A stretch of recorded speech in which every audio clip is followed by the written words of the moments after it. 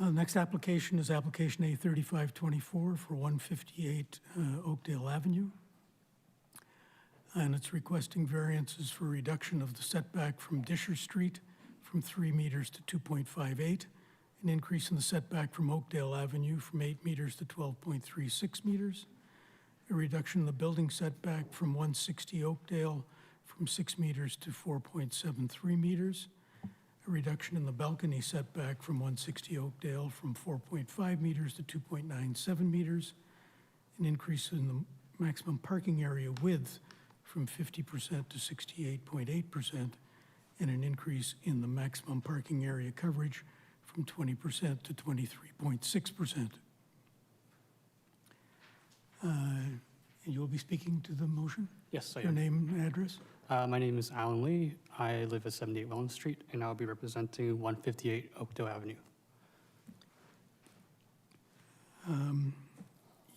I presume you've reviewed the technical report and aware the recommendation is to approve variances 1 through 4 and deny variances 5 and 6. Is there anything you wish to add to the conversation? At the moment, no. I've reviewed the technical report, and I'm in agreement with all the required documents inside. So if there's any questions, please let me know. Any questions from the committee? Jamal? Through the chair, through the planning staff, just have a question in regards to the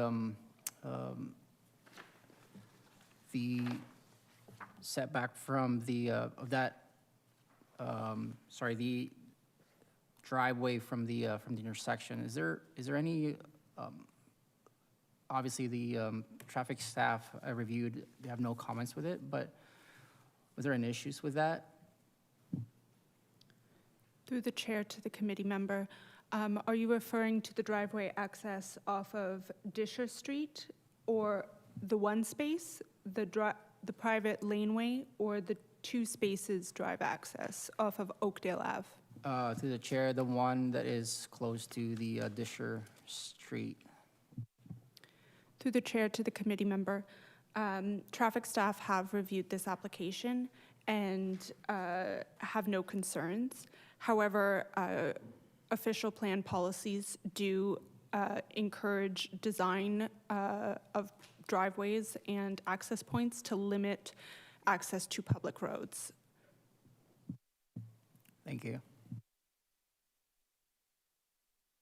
Gary?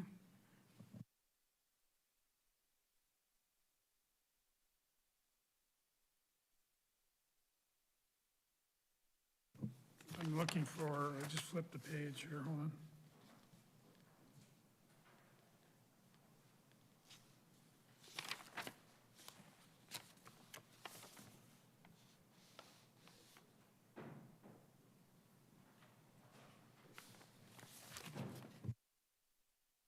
Can't find the reference that I wanted to clarify, but I will jump in if I do.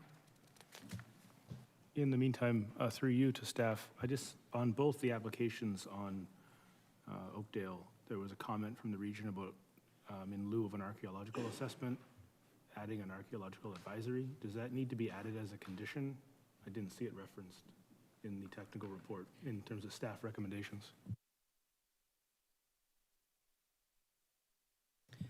Through the chair to the committee member, it does not need to be added as a condition.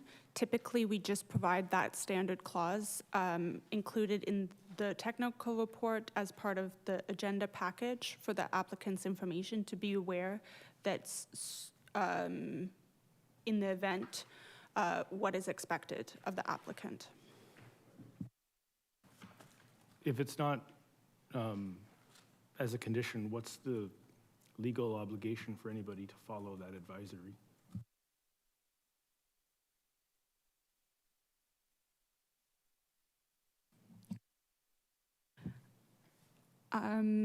Through the applicant, through the chair to the committee member, I believe there's provincial regulations that would require. I can confirm that. I don't have a complete answer at this time.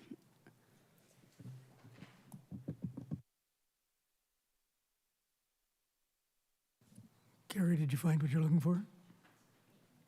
I found part of it. I have no idea what, through you to planning, what is a heat island effect?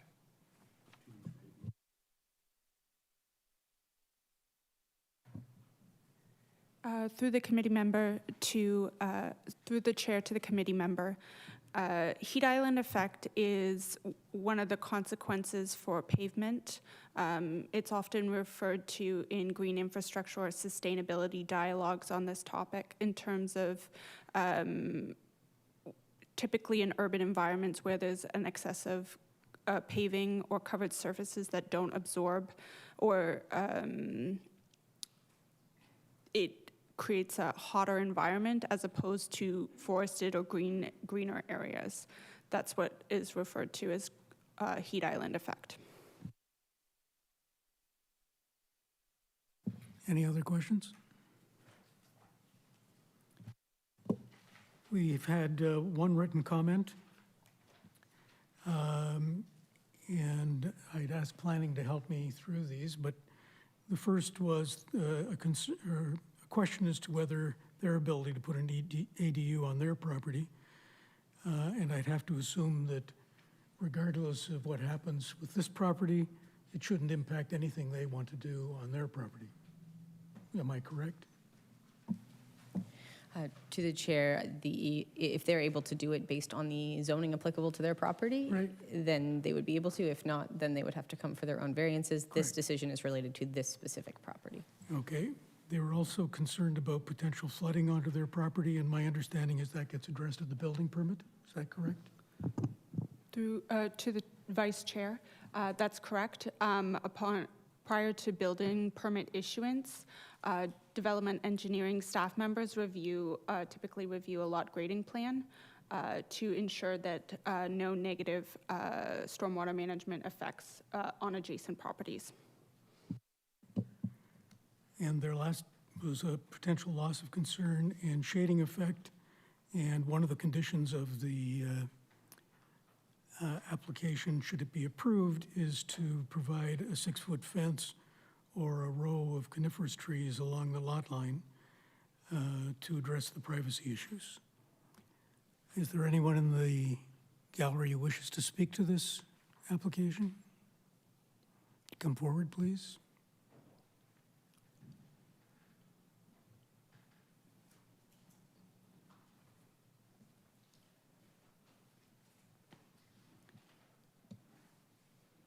If you'd push the button on the bottom right, I'd like to get your name and address, please.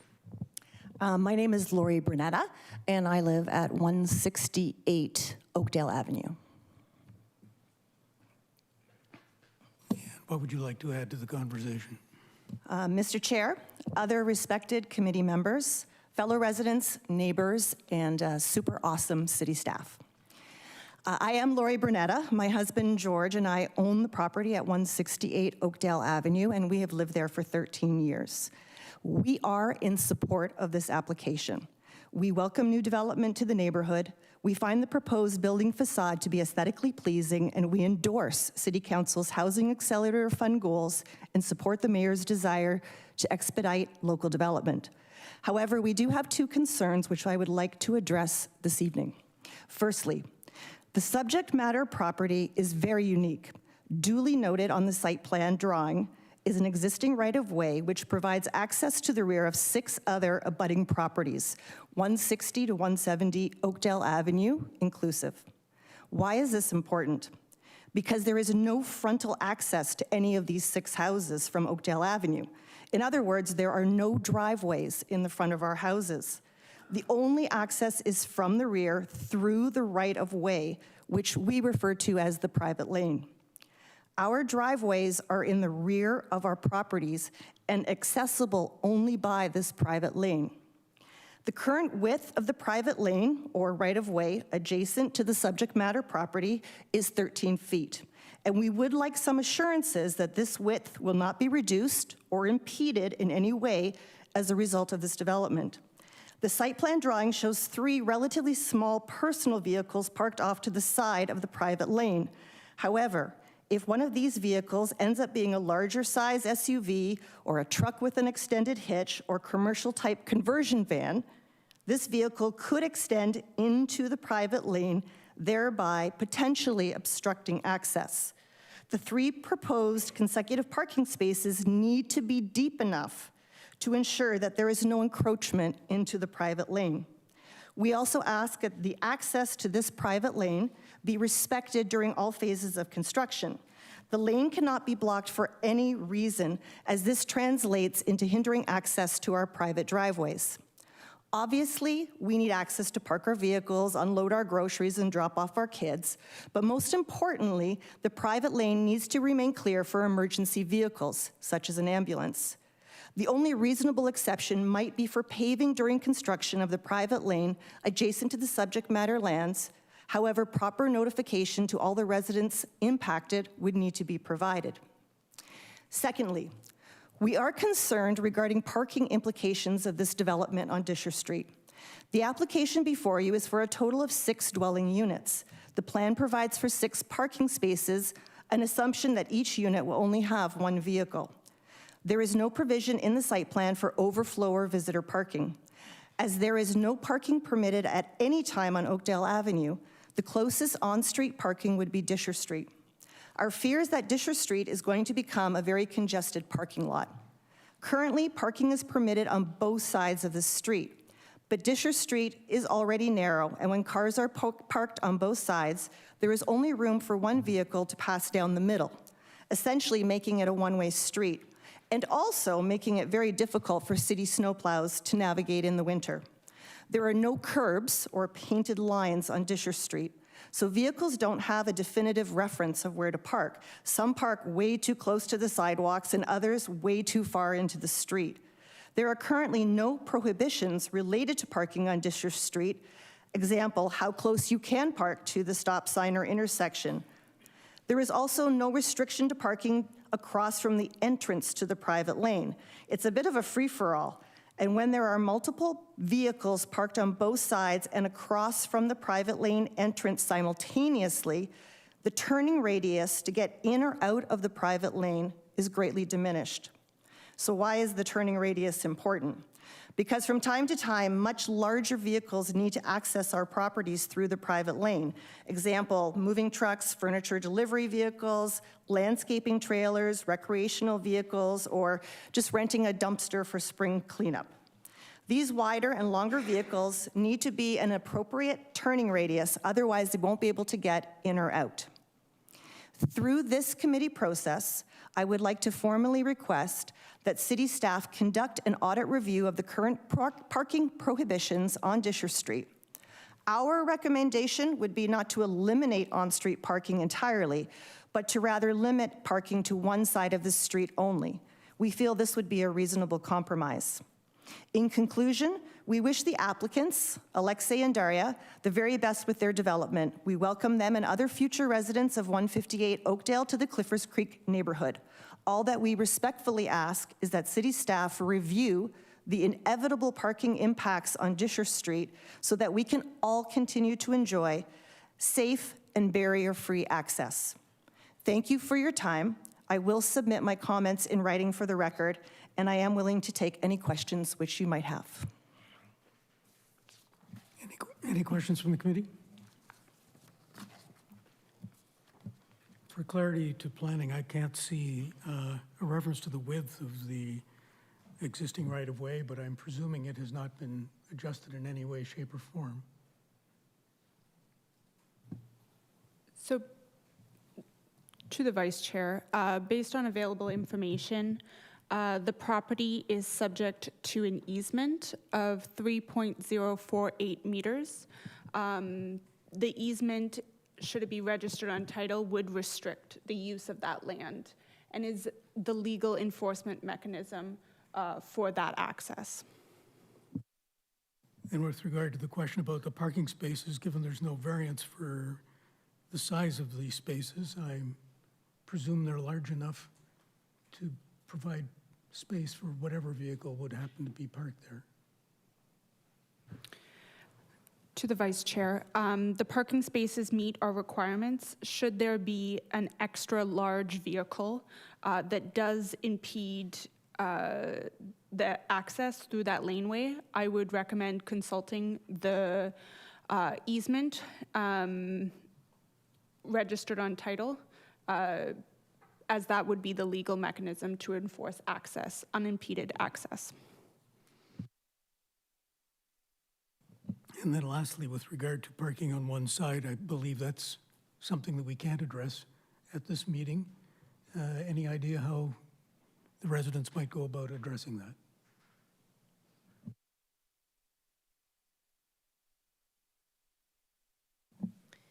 To the Vice Chair, it would be helpful for the residents to contact the city during business hours to speak to the traffic department.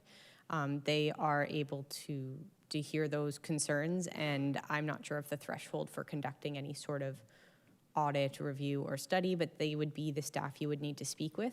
None of the variances that are being requested are so directly related to parking that there is any way we can put any condition on this particular file to require that. But that would be my suggestion. Does that help? Yes, thank you very much for your time, everyone. Thank you. Is there anyone else in the gallery who wishes to speak to this file? Any questions from the committee? Could we have a motion, please?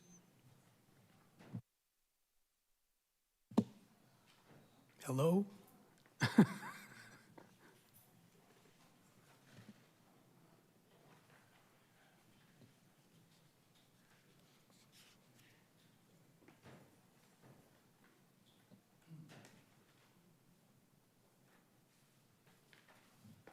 Jamal, are you getting ready?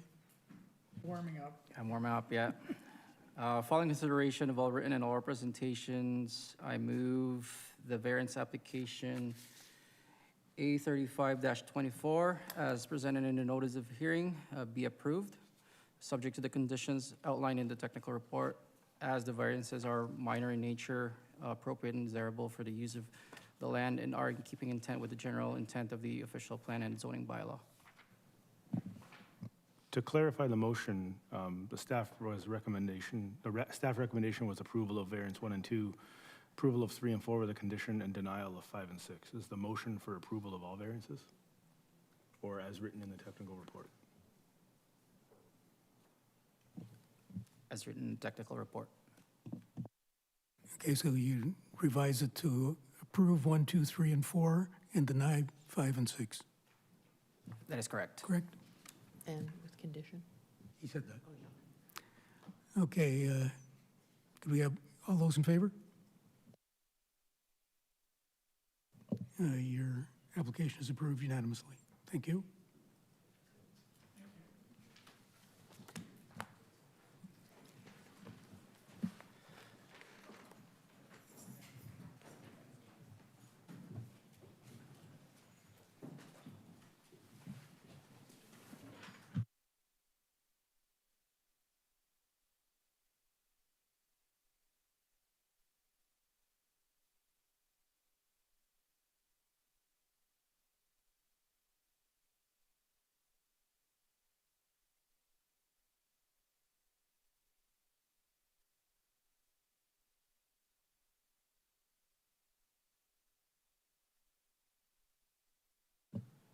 Okay, we are now on to our application for consent and minor variances for 4 Chetwood Street.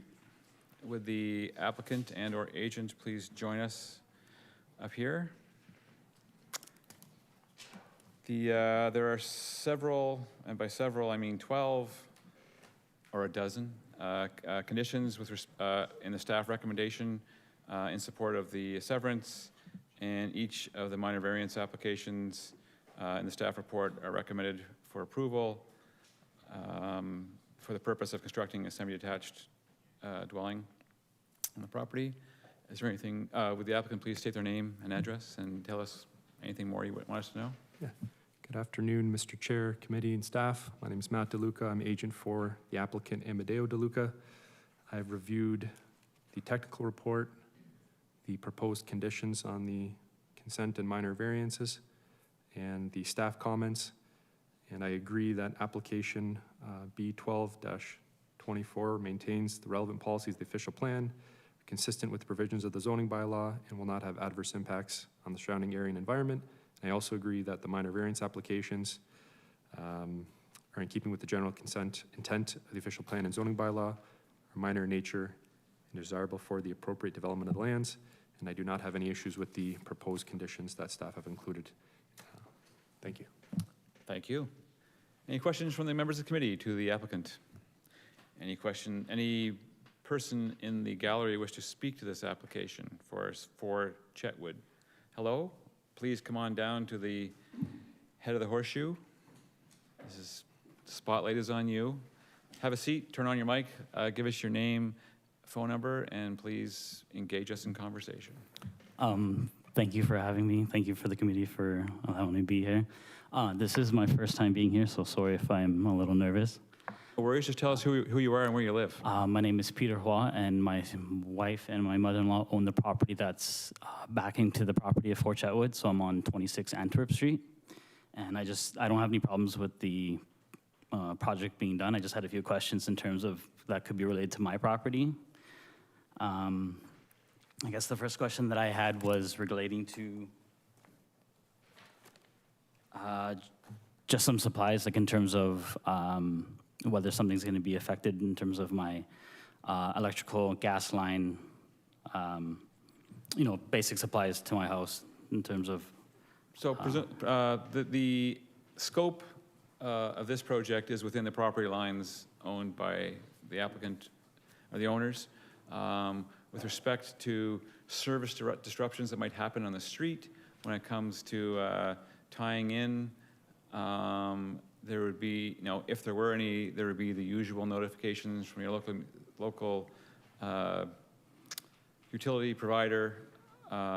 It would not be, this project would not have any lasting impacts or negative effects on your services. It's very much an independent process.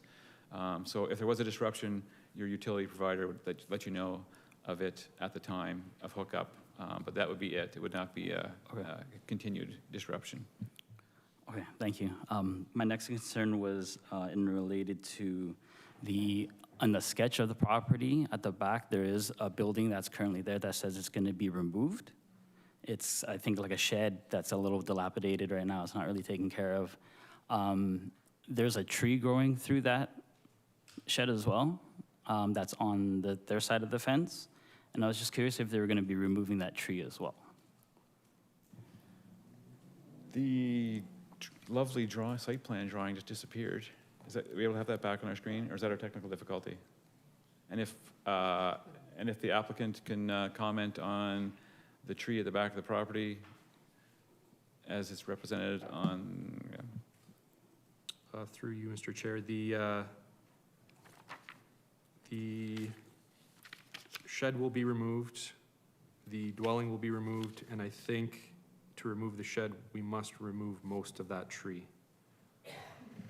And trees is kind of an all or nothing thing. So the tree is probably intended to be removed. Now, in the case, regardless, it's important to note that in the city of St. Catharines, the owner of the property upon which the tree is fully grown is responsible for the tree. There is no bylaw in place that I'm aware of that the city can mandate that the property owner maintain or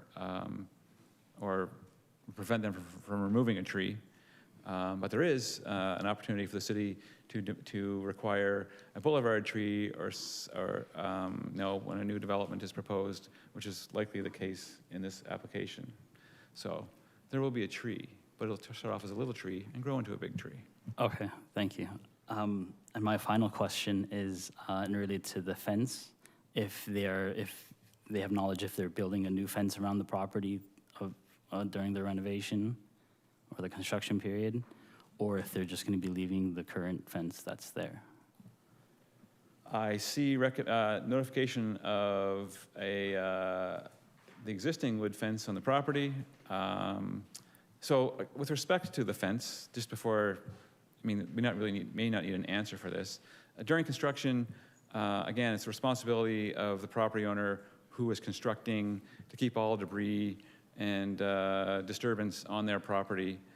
A fence, with respect to keeping good neighbors, is, can be a conversation between the future property owners, the future owners, or the current owner, and the adjacent property owners about sharing the cost of a fence or replacing a fence.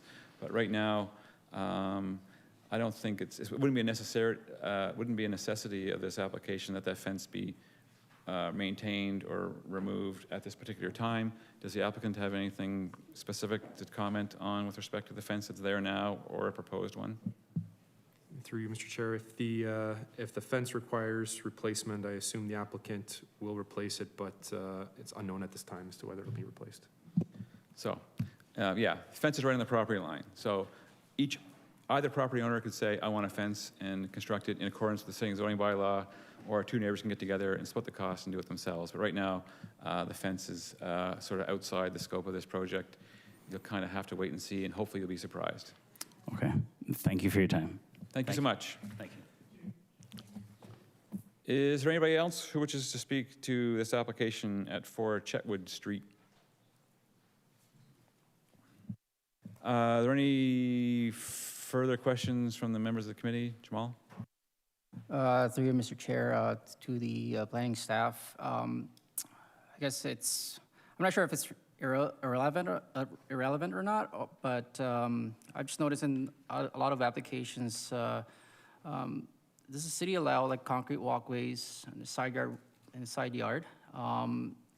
Because from what I remember, in order for you to fit a drainage swale on a side yard, it's 1.2 meters. And you're saying that the setback is 1.32 meters, and your concrete walkway is almost like covering that side yard. So I'm just trying to see how would a swale work? How would the drainage work with respect to this application? Through the chair, so part of the, when they get to, if this application were to be approved, they would have to go in through building permit. Part of the building permit application process would require them to submit a drainage and grading plan. And through there, they would have to be able to show that concrete walkway that they're proposing does not impact any drainage, but they meet their required setbacks, and concrete walkways aren't not part of that setback requirement, so. Thank you. Thank you. Through you to staff, just a clarifying question about the land being dedicated to the city for road widening.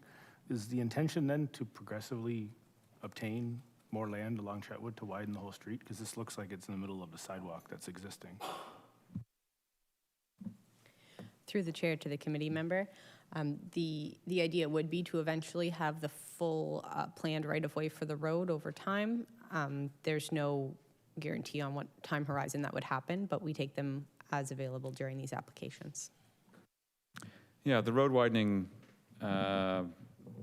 thing obviously can't happen all at once, so it is a piecemeal approach, which sometimes doesn't seem like it makes sense, but in the fullness of time, we'll have those roads and boulevards that we always dreamed of. Any other further questions? If not, invite someone from the committee to make a motion. David? Following consideration of all written and oral presentations, I move the consent application B1224SC and variance applications A37 and 3824 as presented in the notice of hearing be approved, subject to the conditions outlined in the technical report, as the consents are desirable and compatible with the surrounding area, have no adverse impacts on the surrounding properties, have regard for Section 5124 of the Planning Act, conform with the policies of the city's official plan and zoning bylaw, maintain the intent and purpose of the provincial policy statement, and do not conflict with any applicable provincial plans, and the variances are minor in nature, appropriate and desirable for the use of the land, and are in keeping with the general intent of the official plan and zoning bylaw. All those in favor of the motion? Great, your application's been approved, thank you.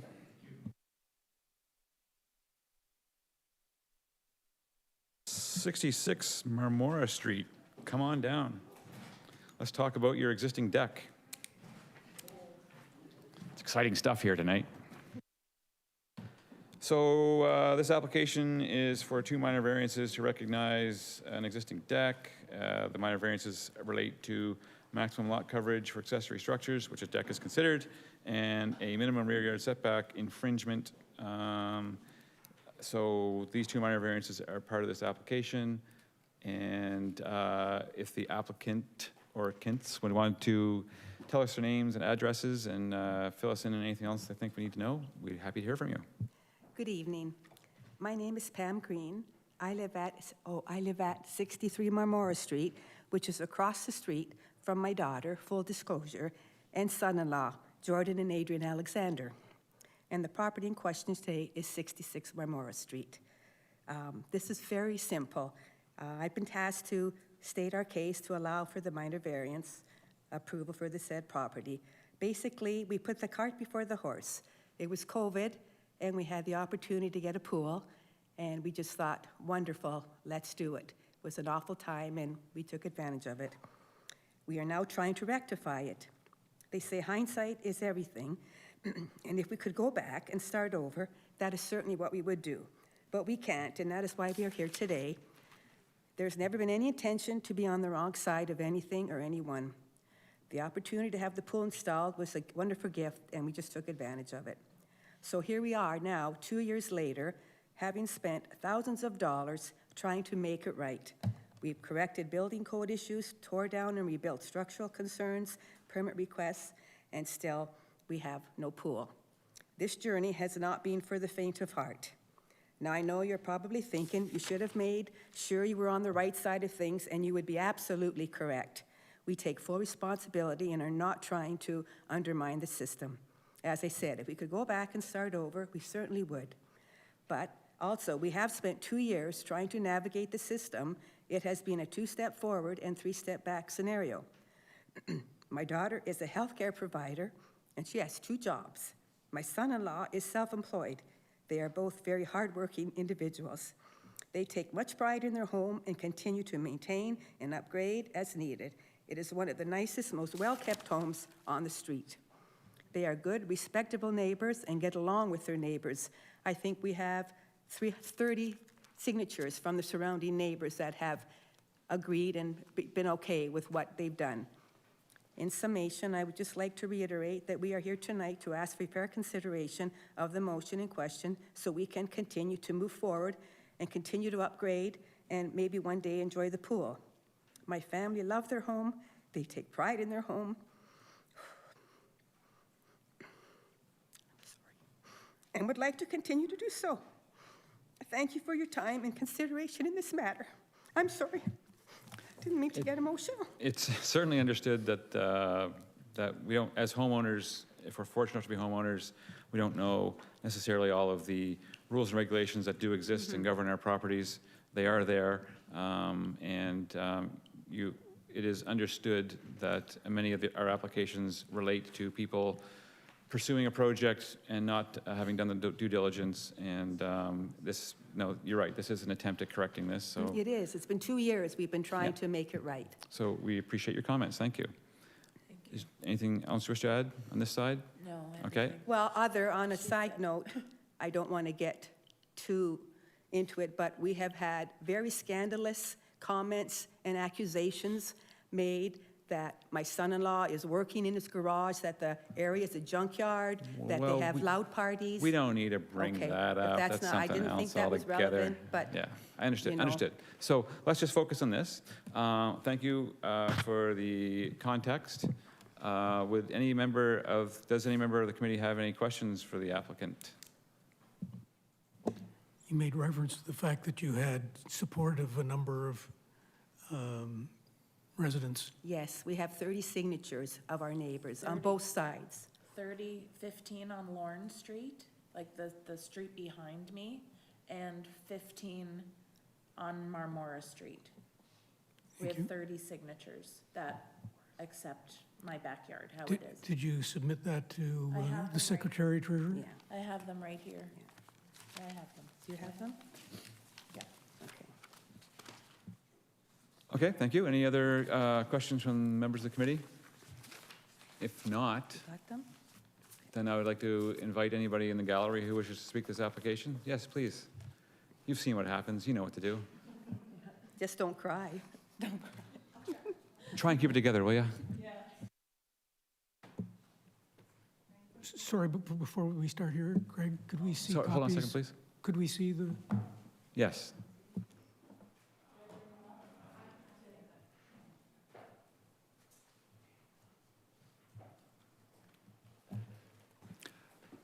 While we're looking at those signatures in support of this, I would like to invite you to state your name and address and speak your mind, as long as it's on topic with this particular topic. Thank you. Hello, everyone. My name is Caitlin Johnstone, and I'm a resident of 70 Marmora Street. So I'm here today to address the complaints lobbied against the property owners of 66 Marmora Street. So my property line abuts the property line of 66 Marmora Street, and I can say with surety that none of the structures of 66 Marmora Street have negatively impacted my day-to-day life in any way. There has never been a need to complain about unnecessary noise or volume or quality of the structures that the owners of 66 Marmora Street possess. Instead, I have watched the owners of 66 Marmora care for their property and treat their neighbors with nothing but respect.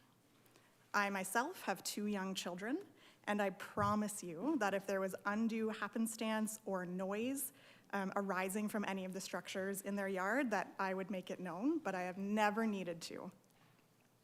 As a member of the neighborhood of Marmora Street, I can very confidently say that we as a neighborhood support the increase of usable yard space from their 10% to their asking of 13%. Thank you for your time. Thank you so much. Is there anybody else in the gallery who wishes to speak to this application? Any final question, Tom? Through you to staff, a couple clarifying questions on the plan. I know the one variance is the request to increase the lot coverage of accessory structures. Is there any that wouldn't include, does the pool negate that lot, or is that still part of the lot? And is there a limit on how much of a lot area a pool can cover? That's the first question. And then the second one is, can you provide some context as to why this exterior yard setback to a platform structure is so great on the rear yard, but on the side yard it's not? I mean, a 4.5 meter, 15 feet setback for a pool, for a pool deck that's above 1.2 meters would probably negate most above ground pools in the city. Through the chair, I would like to address the first question regarding the structures. So the pool is including the pool deck, and the pool is including the accessory structures, which is now extending from 10% to 13%. So we are extending, so that variance is already requested. The other question is regarding the setback for the platform structures. So as per the section, for the platform structures, the requirement for the rear yard setback is 4.5, and for the exterior yard, it's the interior yard actually. It's just, 1 second. Sorry. I don't.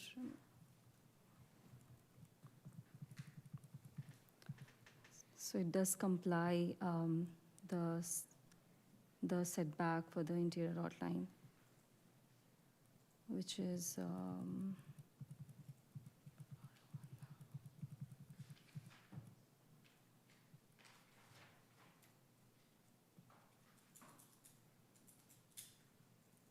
platform structures, it is 1.2, which is 1.2, so it does comply that, and here it is 1.31. So we're confirming that the interior side yard setback is not in question, which is why it's not on our list. Okay? Yeah, I'm just curious why the exterior yard setback is so much greater than the side yard setback in the bylaw. So the intent for the setback, for the interior yard setback and the rear yard setback, as shown in the bylaw, is because it's depending on different structures.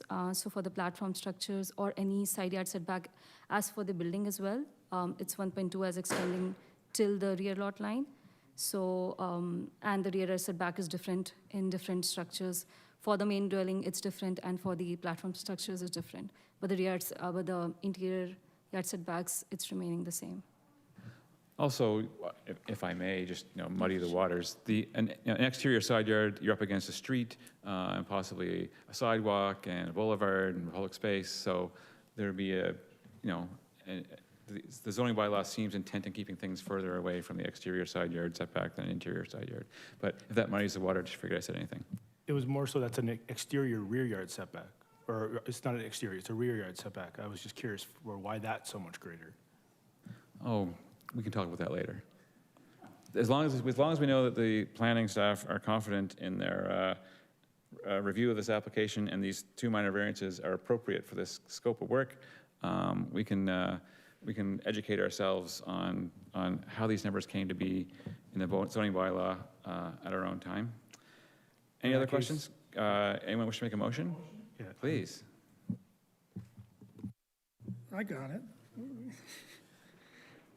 In keeping with the fact that the Committee of Adjustment considered all written and oral presentations, I move that variance application A3924 as presented in the notice of hearing be approved, as the variances are minor in nature, appropriate and desirable for the use of the land, and are in keeping with the general intent and purpose of the official plan and zoning bylaw. All those in favor of that well-crafted, great. Your application's been approved. And people are happy about that. That never happens. Okay, and our trip around St. Catharines and all these applications, we're back at Oakdale Avenue, 254 Oakdale Avenue in particular.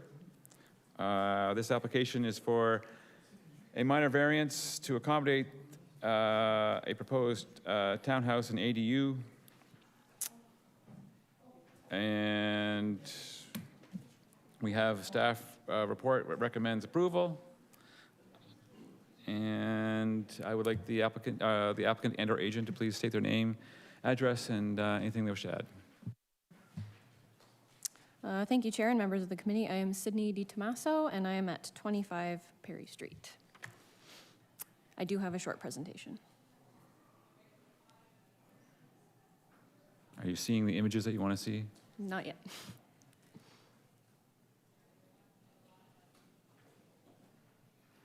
Can you see yourself? Is this okay, it's happening.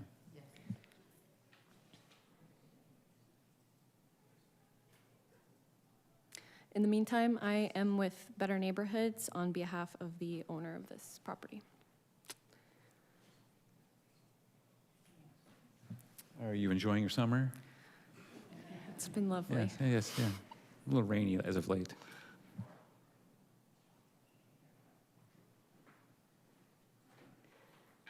Okay. So, through the chair, this 4-lot project was approved by the committee last February, and we're back again for a variance on that parcel that is circled in blue. And I just have some quick words to explain why we're back, essentially. So the second slide is just some neighborhood context to get you oriented. It's just south of Westchester. It's a corner lot. It's on the corner of Oakdale Avenue and Kapner Street. And there is currently a triplex and a detached garage on the lot. They will both be demolished for the purpose of this development. And on the third slide, so just some history. This project was approved kind of right around the same time that Bill 23 was approved, and municipalities and planners across the province were still trying to interpret Bill 23 and amend their bylaws to kind of figure out how this would be implemented. And we were approved kind of around that same time, but a little later on, the owner decided to take advantage of the fact that you can now do 2 ADUs per single, semi, and townhouse in the province. And shortly thereafter, St. Catharines came out with the housekeeping amendment to the zoning bylaw, which primarily dealt with ADUs and parking. And through conversation with municipal staff, we found that this triggered 2 variances, one for parking and one for landscape open space. On the next slide there. So this is the site plan that was approved at the committee last year. And in order to facilitate a second ADU in each of the townhouses, and also to avoid so many variances on all 3 of the townhouses, we essentially pushed each of the townhouses back by about 1 meter, which brings us to the next slide, which is where we're at now. So there really isn't anything that changed. We just shifted the houses back. And then on the next slide, this is the original elevation, and again, to accommodate the second ADUs, which we put in the basements, we had to do an access, a separate access to each of the units. So that brings us to the new elevations. And so you can see there's essentially stairs down to the basement. Just a little comment on the landscape open space. So the one on the right is the subject parcel that we're dealing with right now. And we are triggering an landscape open space variance by 0.2%, and that's a result of that basement entryway. We could have avoided the variance by doing the same situation as the middle townhouse, but it's not as nice, and it doesn't result in, a nice big balcony on the second floor. So we figured that 0.2% is very warranted. We did ask for 1% just for a margin of error during construction. So that's all. And then next slide. And then the second variance is for parking. So we are required to provide 2 parking spaces. That's 1 for the primary dwelling unit and 0.5 per ADU. We are requesting a reduction from 2 parking spaces to 1 parking space. We feel that that's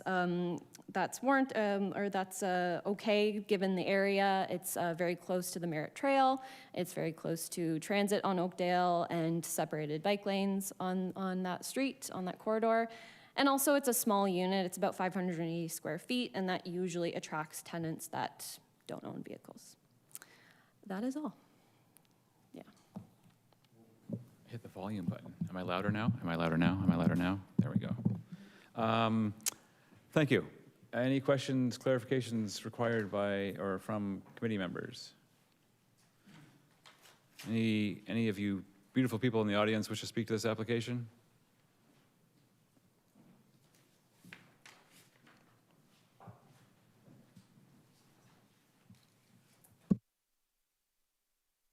I'd like to remind you to turn on your mic, state your name and address, and please speak to your concerns or comments. My name's Jonathan Inkle. I live at 14 Capener Street. I've lived there for 63 years. I'd like to talk about rodents, trees, and parking, all our favorite things. I was wondering, when you guys make these decisions, do you look just at this? Or do you do any field trips? Do you field trips, yes. You do actually go out and look and see? So you've been to Capener Street, you've seen that there's multiple houses on the street that have shared drives, that other ones where they've only got 1 parking space. And recently, or actually, on August 7th of 23, we had half our street parking reduced. So right now, we share the street with the golf club, the golf course, because all the workers use it, and the 16 Capener Street, which is a townhouse complex and an apartment complex there. All their visitor parking is taken up by people that reside there. And there's no extra parking on the street at all. And if anything, they should be putting in some visitor parking here, because there's the equivalent on this one lot of the rest of that side of the street. 6 units, 6 houses. So I really don't know how we can build all this stuff And I was just wondering, are these going to be offered to anybody that's homeless, experiencing homeless, or on social assistance? So your comments are directly through me, just to prevent. Oh, okay, I'm sorry. to I was correct- wondering, are any of correct- these Yeah, residents I going heard. to be offered? Yeah, so with respect to the provision of housing, the people who live in those housing, they're not selected by any, it's for human beings, and that's all we need to know. That's it. It's Not to be chickens. built and to make money. It's not a noble project. We'll put it at that. It's every property owner, everyone who's fortunate to own property has the same benefits and restrictions of the zoning bylaw that this property owner has. In this case, these two items don't meet the zoning bylaw requirements. That's why we're here. Yes, parking reduction is what's being asked for. Visitor parking is associated with apartment buildings. This is not an apartment building, so you wouldn't typically see visitor parking being Is a condo considered an apartment building? not a condo either. So Well- these are townhouses. So yes, you are correct that in highlighting your concern that this application is not providing the minimum amount of parking spaces that the bylaw requires, and That will be a stressor on the whole. and you're confirming that there is no limited or no street parking, and that there are other people parking on the streets. So we appreciate those comments. You want to talk about trees as well? Yeah, well, I don't know if you look at the one thing, but there's some beautiful trees on that property, right? They're all going to be cut down, obviously. Are you requiring them to make some kind of contribution somewhere else within the city and not just $20 shrubs, some significant trees? There is a requirement, I can't remember what's in the complete report, but again, I'm fairly confident that anytime we approve projects like this, that boulevard trees are requested by the applicant to be planted. Can the applicant remind me, yes, there are? Yeah, head nod would be great. Yes, there are? Yeah. Yes, there will be trees planted. No, they won't be full-grown trees, but with care and nurturing, they will grow up to be full-grown trees. But yes, there is consideration for, and again, the city has control. The city can do this because it's city property that they're asking for the trees. Yeah. The private landowner can clear cut if at their whim. So parking, trees, is there another? Rodents. Roads. Yes, you've probably all noticed in the news lately that rats have becoming more predominant in a lot of cities. Not too long ago, you just finished building an apartment complex right around the corner to, I believe, what's the address? 268 Oakdale. And I and many of my neighbors noticed that during construction of that thing, that there was a very, very large movement of rodents. And since she's already said these buildings are going to be demolished, it would be nice to know that they're going to put in a regimen, maybe to reduce or eradicate any rodents and whatever. I've been called a rat, but I'm not a rat. And another thing too, a lot of the houses, there's 5 houses on the street that don't have basements. No, but you can also appreciate that the whole other side of Oakdale Avenue is a park. I don't know what rats prefer. Rats probably prefer living close to humans because humans are messy people and they leave food around, which is easy for them to get. So if they're opportunistic, then that's a rat's prerogative. With respect to the displacement of possum, skunk, or whatever it might couldn't care less have. about that. I understand. just I understand. about It's too specific. My point is, it's too specific a thing to point out about any development. I have seen rats traverse across my property on their way somewhere else, I hope, but it's an animal just like any other of the things we desire that this property owner would have no recourse to, or means to be able to control as a result of this development. So that's a tough one to address. So, however, if there is a rat mitigation process in place, I would invite the applicant to speak through me to that. Yes, through the chair. There is, through the demolition process, the city requires you to get a pest management plan. So the owner of the property will have to actually hire a pest inspector. And if there are rats, they will put like traps and spray and stuff like that, so. That's a thing. That's a thing. That's not a thing. Is it a thing? Can't be a thing. Apparently it's a thing. I doubt it, but yeah, so But there will be no long-term mitigation required. Well, I'm not, I didn't ask for that. I just said upon demolition to try and Then- eradicate what's there now. Then please do your research and confirm that this person's absolutely correct. I've never heard of this before, but if they're correct, then that would satisfy your concern. Yeah, great, right? And you talked about trees, and like I said, the parking's unacceptable as far as I'm concerned. You guys will decide upon that as you will. Part of this report. one this more thing. Well, hold on, about the parking though. This report makes its way, this application would make its way through all the city departments having jurisdiction over it, including traffic control. I can assume that no one from traffic control necessarily lives on the street, but they would be aware through their data and resources about the characteristics of the street, and they had made comments within this application report. So, but certainly the residents would know more. And final thing I have to say, as far as this whole project goes too, I mean, last February it was okayed, but last February half the people in my street didn't receive a package telling them about it. One woman got one, but it didn't have a site plan with it. So, and then she had to go to City Hall to get the site plan, and she had a tough time getting it. And then I've had some of my other neighbors who I've talked a lot about this stuff. You know, it's not, we don't want to stop the building and stuff like that, but we can't throw our neighborhood under the street. And our neighborhood's just one street. Yeah, we appreciate that. With respect to the distribution of notices of hearing, there is a requirement through the posting of the signs, as well as, I think it's like one or the other, but the city does both. They send out the information and they post the signs. So it is intended that within a 60-meter radius of the site, I believe, that those people would receive a physical notice in the mail, but the signs are also there to identify. The point is, this is a public process, and you're taking full advantage of the opportunity to speak Getting in and on the tail participate. end of it anyways. Yeah. So those 4 points are, we appreciate you contributing to the conversation. Thank you. Thank you. Anybody else hiding back there wish to speak to this application? Rosa? No. Okay. Any further questions arising from this conversation from the committee? Just for clarity, what, if any, variance did we address in parking the last time around? I'm sorry? What, if any, variance to parking did we address the last time around when this came to the property? Just for clarity. Well, there is the background information in our report. I'm not sure if it touches on February 2023. But is there a planning staff member? Through the chair, there was there was parking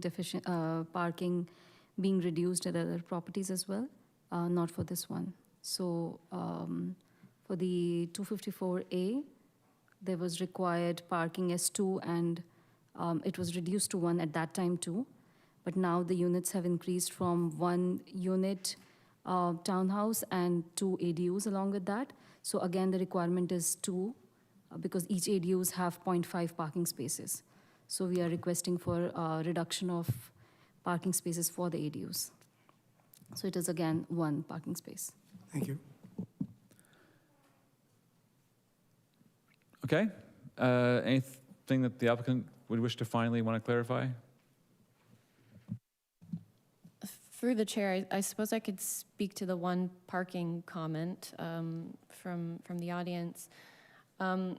Parking costs money, and this is a small unit, and it would attract a resident who maybe can't afford a car, which is generally in favor of affordable housing. I'm not calling it quote unquote affordable housing, but it will be a rental.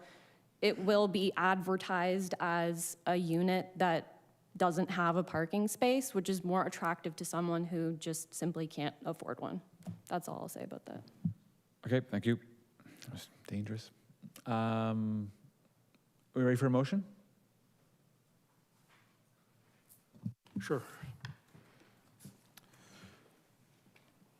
Following consideration of all written and oral presentations, I move that variance application A4024, as presented in the notice of hearing, be denied as subject to the parking reduction, subsequent additional parking reductions The variances are not minor in nature and not appropriate and desirable for the use of the land and not in keeping with the general intent of the official plan and zoning bylaw.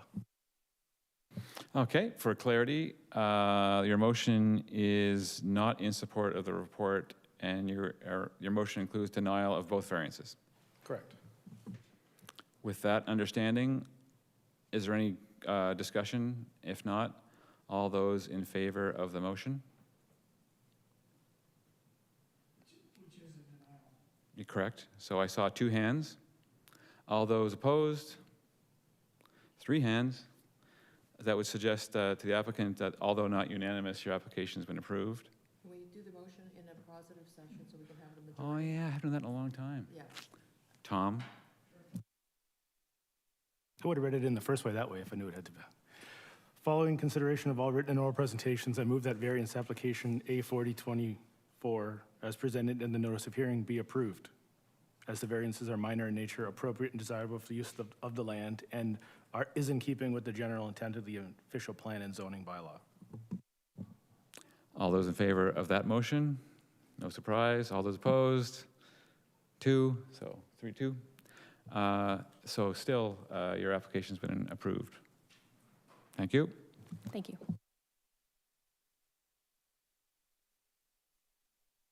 Let's slide on over to the South Service Road. The application for 1764 South Service Road, minor variance application to permit an existing greenhouse, which is very common on the service roads.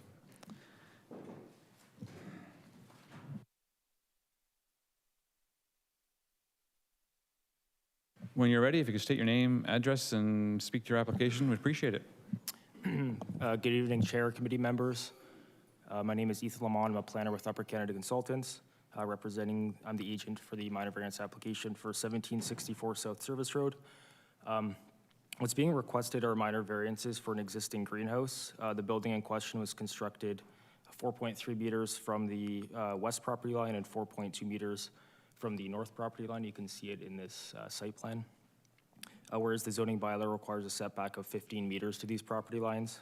I'd point out that to the west, the subject greenhouse abuts another much larger greenhouse facility. And to the north, the building abuts an agricultural parcel, which is also owned by the same applicant. As a result, there's no impacts associated with the reduced setbacks. I've read the staff recommendation report and agree with the analysis and recommendation for approval, so I'm not going to get into the planning rationale for the applications, but I do want to address some of the concerns provided in the letter from the area residents. So first and foremost, I'll point out that the property is in the specialty crop area where agricultural uses such as greenhouses are encouraged and promoted. The building abuts a large greenhouse to the west and vacant farmlands to the north. Like I mentioned, it's not adjacent to any dwellings or schools. The greenhouse is about 300 meters away from the Woodland Public School and is separated by orchard and wooded area. It's about 200 meters away from the nearest dwelling, which is actually on the other side of that large greenhouse to the west. I also want to note that the greenhouse is much smaller in size and operation to a typical commercial greenhouse. It doesn't include grow lights. It's not used for medical marijuana.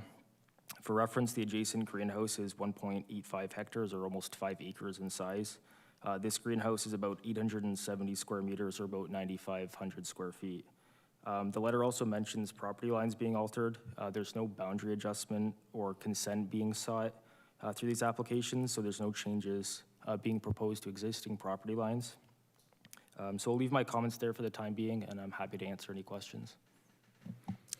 Thank you. Any questions from the members of the committee? Through you to the applicant, what happened?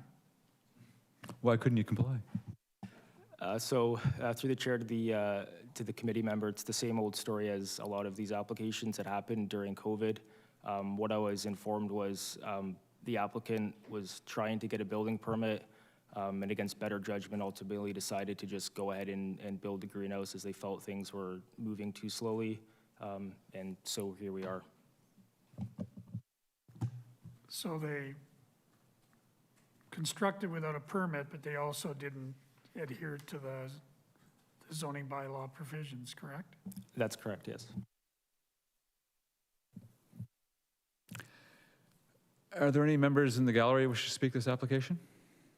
For 1764 South Service Road, greenhouse, non-compliance? Any further questions from the members of the committee? Through you to planning, it's obvious what the issues are and what transpired. Perhaps you could comment on our options. I suppose okay, in terms of the staff report recommending approval, could you highlight some of the items around this application that would, that led to that? Through the chair, when we review these applications to the committee, we are looking at them through the lens of the Planning Act and the 4 tests of the variances. Whether it's been existing already in noncompliance or not, we apply those tests, and if we feel that through our analysis there, they support the application, then we offer our support, we recommend approval. In that case, that is where our analysis led us here. So in short, regardless of how this came to be, when reviewed against the 4 tests, it allowed staff to propose approval. Just a point of interest through you to staff. What happens when something like this occurs in terms of any kind of fine, what have you, to discourage people from doing what happened here? Through the chair, I'm afraid I don't know the details of the fines and the penalties, but when it comes to the attention through a complaint or an inspection, the building section handles these, whether it's a complaint or a result of an inspection. They prepare a letter and provide it to the applicant indicating that there is non-compliance and providing their way forward. And the opportunity to apply for a variance does come up in many cases, and that is where these applicants chose to go. Is this application here due to a complaint? I'm actually not sure in this case exactly how it came to the attention of our bylaw. You got caught somehow. Why, can you explain why you're here? Yeah, to the chair, my understanding is that there was a fire safety inspection, and that's what identified the noncompliance for this project. Okay, thank you. Through you to staff, just to clarify, obviously we don't add building permits as conditions because it's kind of required. But I saw a reference about an MTO permit. Is that something that we would ever consider adding as a condition, just to ensure that there's a mechanism to enforce that, given the situation? Well, I can tell you that the MTO has this halo around every major artery that they are under their jurisdiction, that when an application comes in, that they comment on if it's in their jurisdiction. But if there's anything further the staff would like to add? Through the chair to the committee member, that would be through the building permit process itself, not through a variance.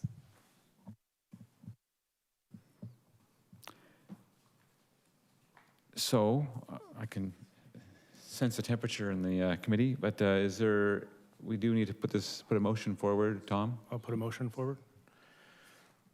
Following consideration of all written and oral presentations, I move that variance application A4224, as presented in the notice of hearing, be approved as the variance is minor in nature, appropriate and desirable for the use of the land, and is in keeping with the general intent of the official plan and zoning bylaw.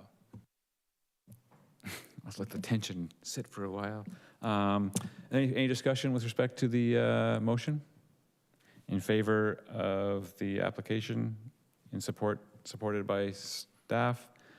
No further discussion. All those in favor? Your application's been approved unanimously. Thank you. However, there's a cautionary note there.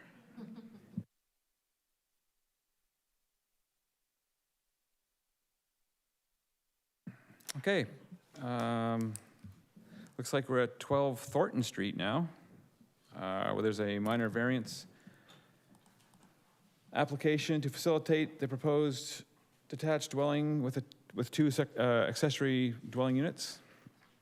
We have staff report recommending approval for the associated minor variance regarding parking again.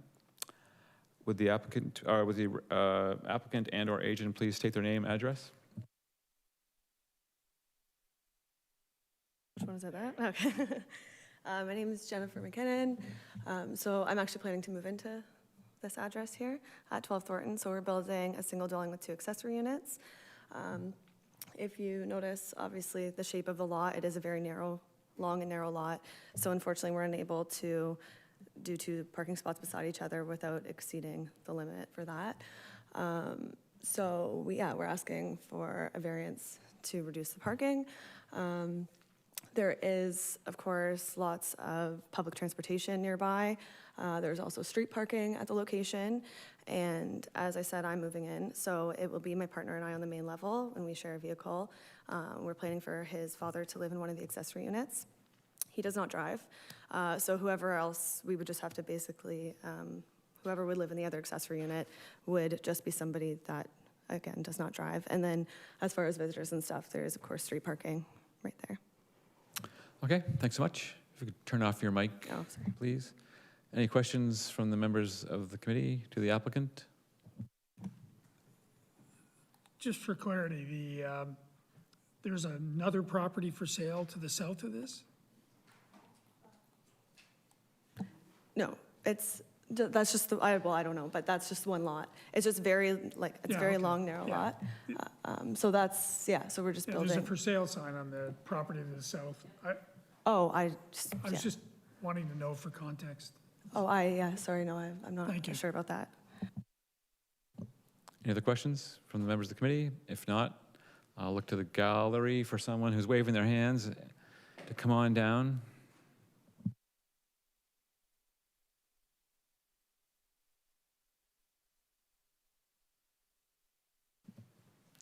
This is your 15 minutes of fame, so, use it well.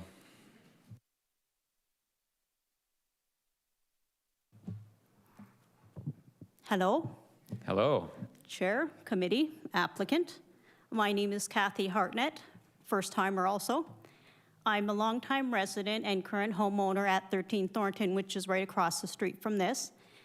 I just wanted to, sorry, kind of nervous. So while we do welcome new development, where was I going to start? Sorry. Okay, so I just wanted to understand how this is being built. So there's going to be 1 unit plus 2 ADUs, so 3 units? Correct. So there's a principal unit, and then 2 accessory interior dwelling units. Right, and I understand that the 2 ADUs each can have 0.5 of a space, so that covers them. Yes, have you ever seen 0.5 of a car? No. That's a tricky one. And so they're in tandem, so basically they're supposed to park behind each other is the idea? Actually. I don't exactly know what in tandem meant. Tandem is in front of one another. Yeah. I'll just have planning staff confirm that that's acceptable, that is part of this application. So through the chair, they're asking for a parking reduction. They can park tandem to each other, but as we reviewed the application, the house would be further to the back, and we have a requirement of front yard for a maximum of 8 meters, which would be exceeding that. So they would have to come back for a rear yard setback, a front yard setback, so more variances. We have tried with various ways, but this was the only applicable thing which could be doable in this particular proposal.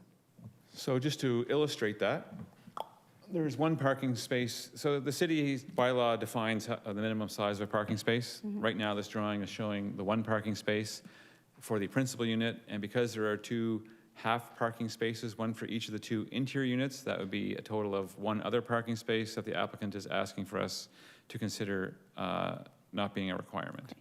So there's 1 parking space being provided. Yeah, so I guess most people own 1 car, not everybody, but most. Some families own 2, so there may be up to 4 cars, I'm just saying.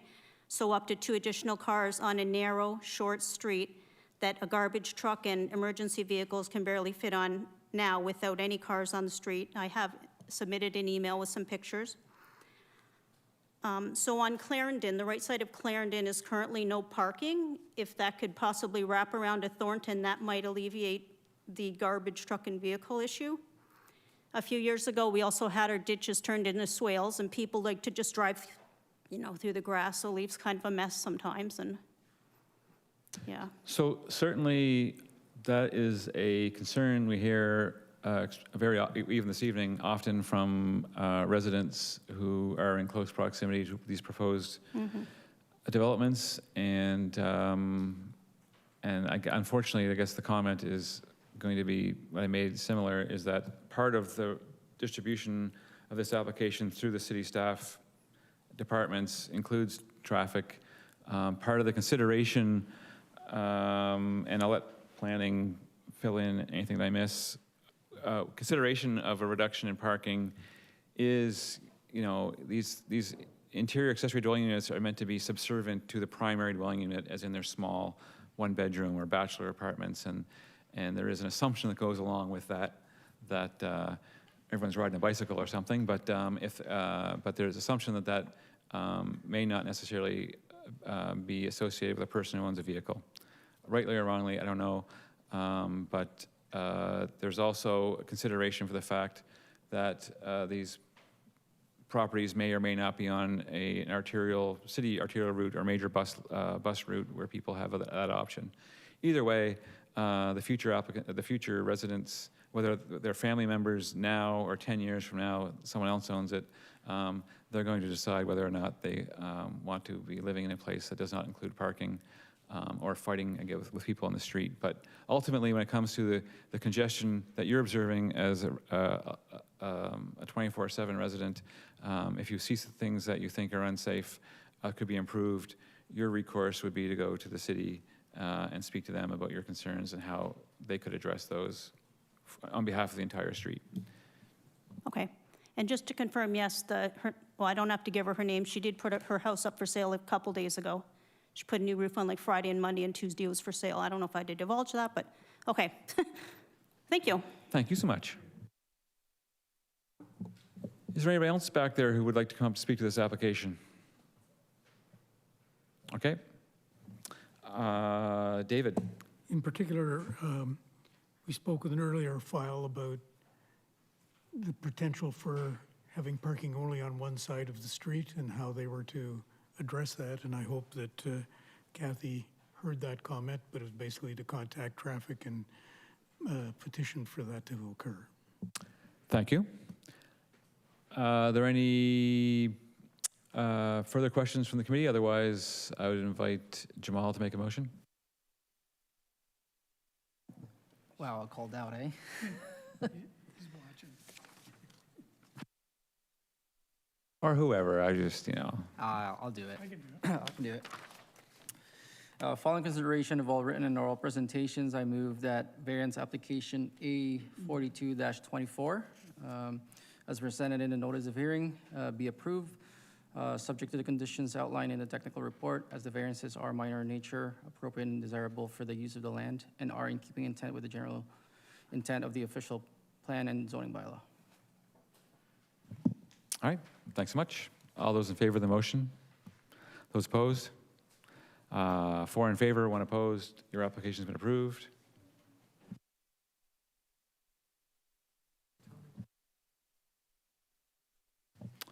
'70 East Chester. Please join us up here so we can talk about your minor variances to facilitate the proposed 60-unit mixed-use building.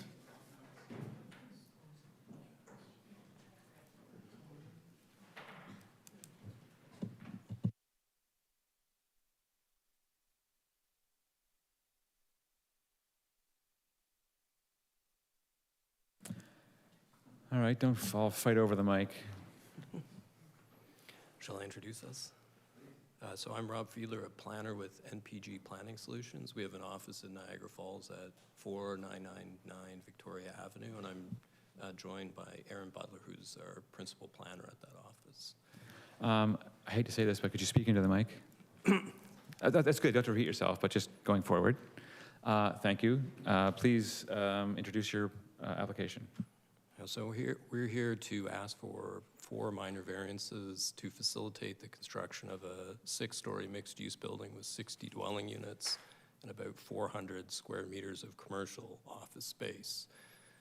The variances are to increase the minimum lot area, to recognize the existing lot, which is slightly larger than the requirement, to ask for an increased maximum front yard. So that has to do with basically the site configuration, so the way that the lot is structured. The building, the building is pushed towards Queenston Street. That frontage is the larger of the 2 frontages, so that makes it the rear yard, even though the building is 3.5 meters from it. So we need to have a variance to increase the maximum front yard from 24 to 73 meters. And then a variance to reduce the minimum landscape buffer for a parking area adjacent to a green space zone from 3 meters to 0 meters. And that relates also to the configuration of the lot and the fact that the green space zone is a rail corridor. So the building has to be 15 meters back, so the parking and the drive aisle are along the east property line. So the drive aisle is actually where the landscape buffer would go. And then a variance to increase the maximum density from 100 units a hectare to 130 units a hectare. And in relation to that, I'm going to say the building meets the maximum permitted height, so it's under the 20-meter requirement. And we're not asking for variances for minimum setbacks, so the building envelope meets the zoning requirements. I'm happy to answer any questions you have. Thanks so much. Speaking of questions, are there any from the committee? Jamal? Through the chair to the applicant, I just curious about the that railway. Is that still active, or is that like part of CN or CP? It's GeoRail, and it's an industrial spur, so it ends a bit to the, I'm going to say north, towards the lake. As far as I understand, I had read somewhere that it's not being used anymore, but I can't confirm that that's 100% the case. It was until about a year or 2 ago. I was curious. Well, I'm curious. Thank you. How often is a rail corridor G1 designation in their planning? To the chair, can you repeat the question? I thought what I heard was the landscape buffer was against the rail corridor, which had a G1 zoning. Is that not correct? It's a green space zone. Okay, And then but it's not a G1 zone, it's just a green space. it's a green space Okay, zone. sorry. I retract that. And then beyond the rail corridor is a residential neighborhood. Great, thank you. Any other to-the-point questions from the committee? Nope. Anybody here in the gallery wish to speak to this? Thank you. Come on, the lady in the back first.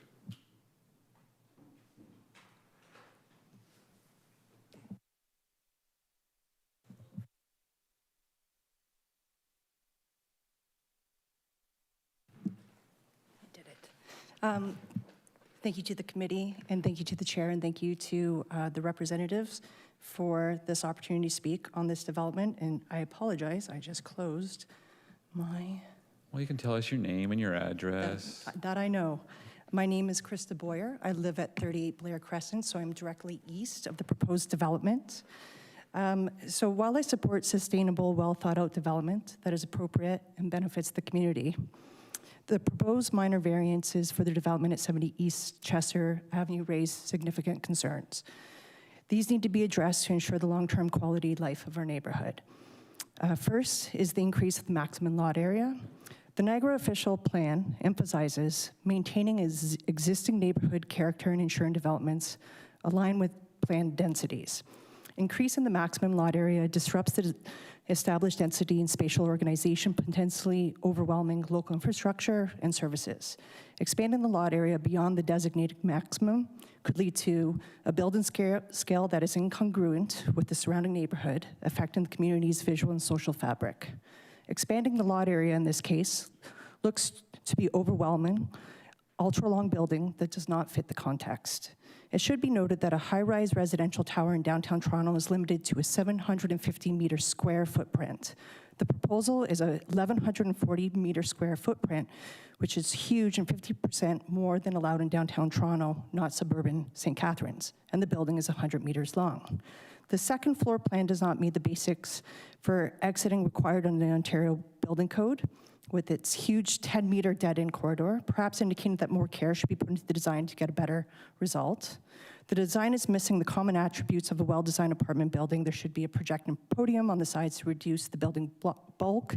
It should not be adjacent to so many single-family homes where its shadow and privacy impacts are so huge. The second is the reduction of the minimum landscape buffer. A landscape buffer is essential for maintaining green space integrity, managing stormwater runoff, and providing a visual and sound barrier between different land uses. Removing this buffer entirely can negatively impact the green space, lead to increased surface runoff, and reduce aesthetic and environmental quality. Green buffers help mitigate urban heat island effects. Limiting this buffer could exacerbate heat accumulation in the area, contrary to sustainable urban development practices outlined in the Niagara official plan. The landscape buffer is also essential to minimize the visual impact from the surface parking lot. The proposed building has almost no landscape area around it, and there's no resident outdoor amenity space at ground level, indicative of overdevelopment and too much surface parking. Third, increase of the maximum residential density from 100 units per hectare to 130 units hectare. The current zoning supports a density that aligns with the neighborhood's character. Increasing the density could lead to overbuilding that could affect the neighborhood context and the livability of the area, contrary to the objectives of creating sustainable, well-integrated communities. Increasing the density by 30% could strain existing infrastructure such as water, sewage, and transportation systems, which may not be equipped to handle the additional load. Additional considerations. While there is an acknowledged housing crisis, it is crucial to note that increasing density without good design beyond appropriate density and reducing environmental buffers do not inherently solve affordability issues. True affordable housing solutions should involve thoughtful planning that includes appropriately scaled developments, incentives for affordable units, and preservation of green spaces. Sustainable development that balances growth with community and environmental quality is more beneficial in the long term. Emphasizing sustainable, well-thought-out development is key. Any development should consider the broader impacts of the community, ensuring it supports a high quality of life, integrates with the existing urban fabric, and preserves environmental quality. Compliance with the 4 tests of the Plan and Act. 1, maintains the general intent and purpose of the official plan. The proposed variances do not align with the intent of the Niagara official plan, which aims to maintain neighborhood character and sustainable development practices. 2, maintains the general intent and purpose of the zoning bylaw. The variances undermine the zoning bylaw's purpose of controlling density and ensuring appropriate land use, leading to potential overdevelopment and environmental degradation. 3, desirable for the appropriate development or use of land. The proposed changes are not desirable as they could lead to overdevelopment, strain on the infrastructure, and a reduction in the quality of life for residents. 4, is minor in nature. The changes proposed, such as 30% increase in density and a significant increase in lot area, are not minor and represent substantial deviations from the current regulations. In summary, the proposed variances pose significant challenges to the community's character, environmental sustainability, and infrastructure capacity. The variances fail to meet the 4 tests set out in the Planning Act. Sustainable, balanced development that adheres to the existing planning framework is essential for the long-term health and prosperity of the neighborhood and the city as a whole. The proposed development is overdevelopment of this narrow, long site, and is not appropriate developed form. Townhouses are more appropriate development form here and should be encouraged instead. The building scale must fit the community context. I urge the Committee of Adjustment to consider these concerns and assure that any development at 70 East Chester Avenue aligns with the principles of sustainable urban planning, maintaining the character and quality of our community. Thank you. Thank you. That was extremely well presented. Okay, well, sure, just sit tight. So with respect to some of the items you raised, the lot area is an interesting one because in this case, they're asking for an increase in lot area from the maximum. That's, have that right? Required for 40,000 proposed. So that's a reflection. Could the applicant speak to the geometry that makes that happen? Well, in essence, this is the lot area we're requesting that is the lot area of the existing lot. And it's a long, narrow lot. It's a through lot. So it's not a function of the lot like that we could take a part of the lot off to bring it down to 4,000. So the footprint of the building is not able to be, it meets the zoning bylaws, which you pointed that out, and the lot size is, it just happens to be that way, so, because it's how big the property was. So if you were to arbitrarily cut off a piece of property to not require this minor variance, that would also affect the design, presumably, of the property and the other parking requirements and that sort of thing. As a practical matter, given the shape of the lot and the building needing to be sort of pushed up, there's no real opportunity to reduce the size of the lot. It would impact the access to the site. So oftentimes people are here looking to sort of the opposite requirement, to build something larger, a larger building on a smaller lot. This is kind of the opposite of that, as I understand it. Are there any, and then the other point, the Ontario Building Code, it would be, I'm not sure where you saw the second floor plan, but if there is a dead-end corridor that's beyond however many 20 meters and past 3 unit openings, I believe it is, something like that, that would be addressed at that point. So right now, even though they may have provided the floor plan that I see here and the other floor plans, it's not the interior of the building we're looking at. It's the footprint that matters. But and in terms of density, yes, there is. You are right about the increase in density being 130 versus 100 per hectare. Is there any questions of or clarifications that the members of the committee want to bring up with respect to some of the comments made? Okay, I tried. Thanks. Yes, sir.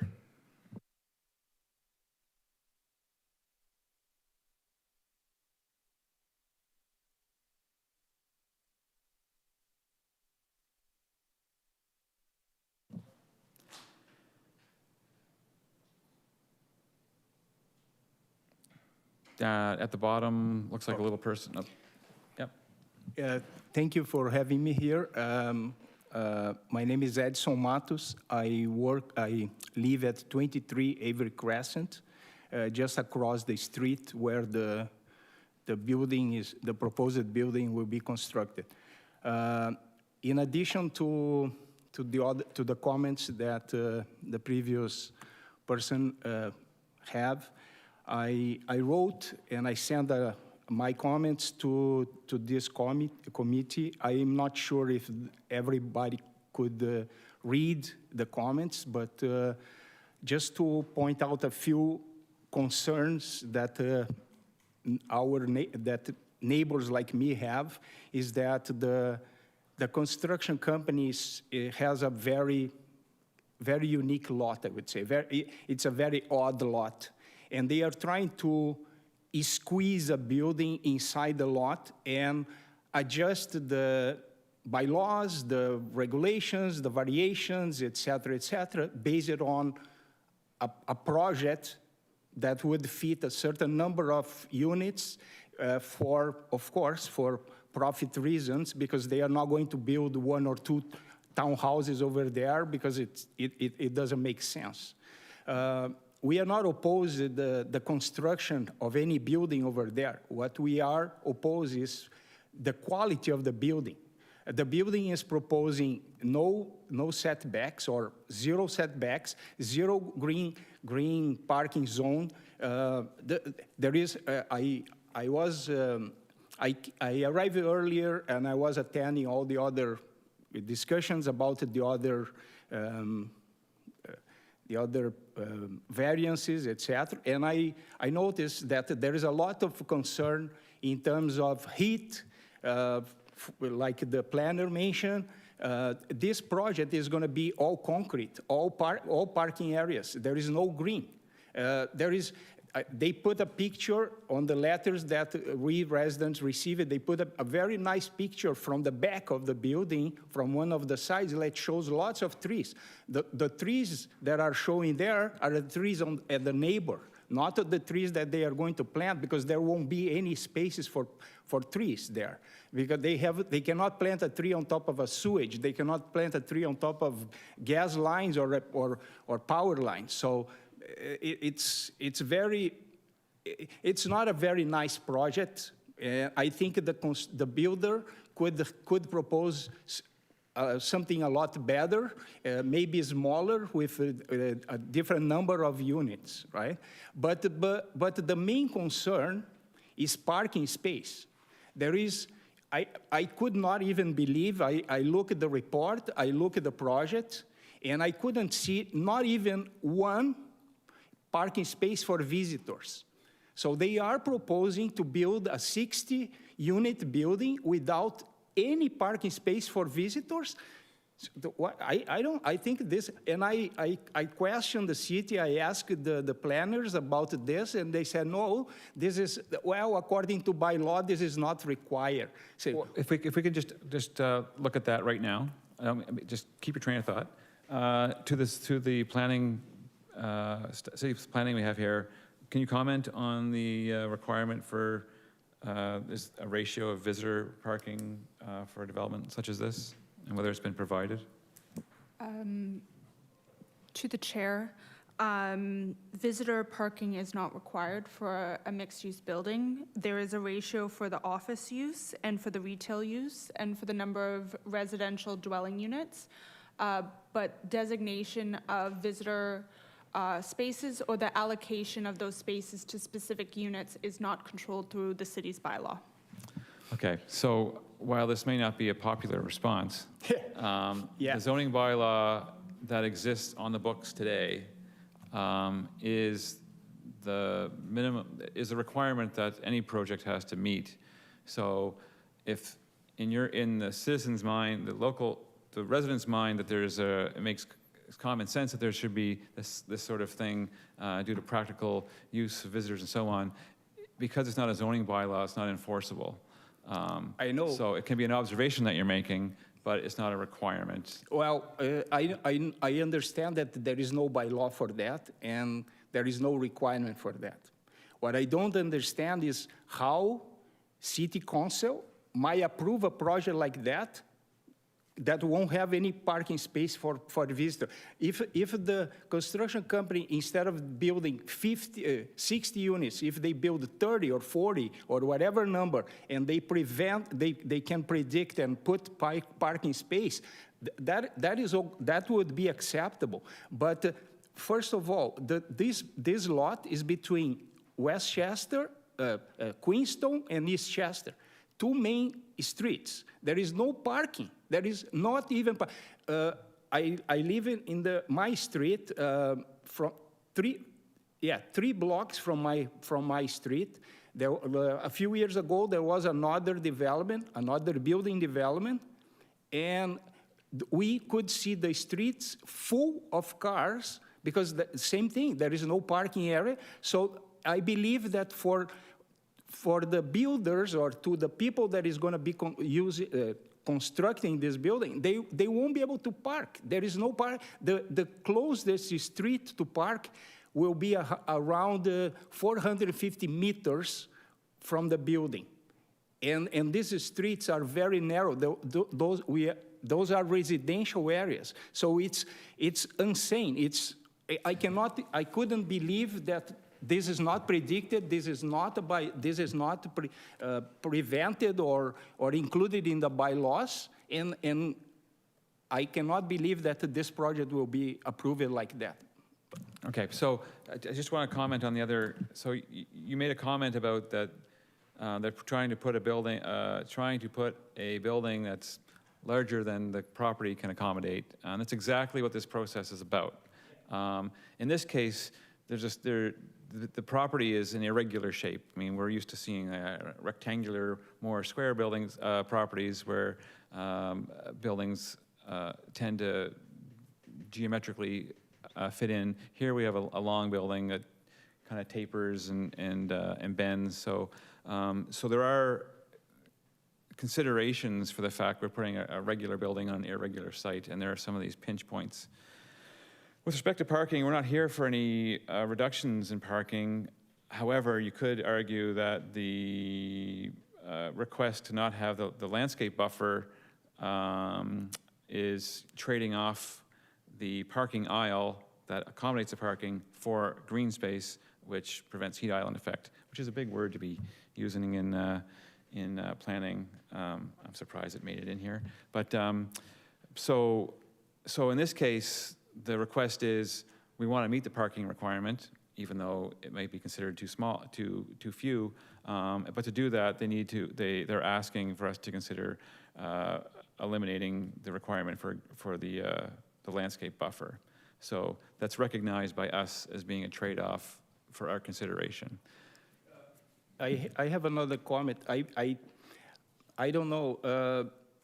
This application was there was the same application for the builder I believe for the same construction last year. Yeah. Well, we'll find out. Yeah. Well, I think it was planning. To the chair, there was a zoning bylaw amendment application as outlined in the background section of this report in July 24th, 2023, that contemplated a 10-story, 92-unit mixed-use building and a proposed zoning bylaw amendment with special provision to address such matters such as building height, setbacks, and parking. It was the will of City Council to deny that application.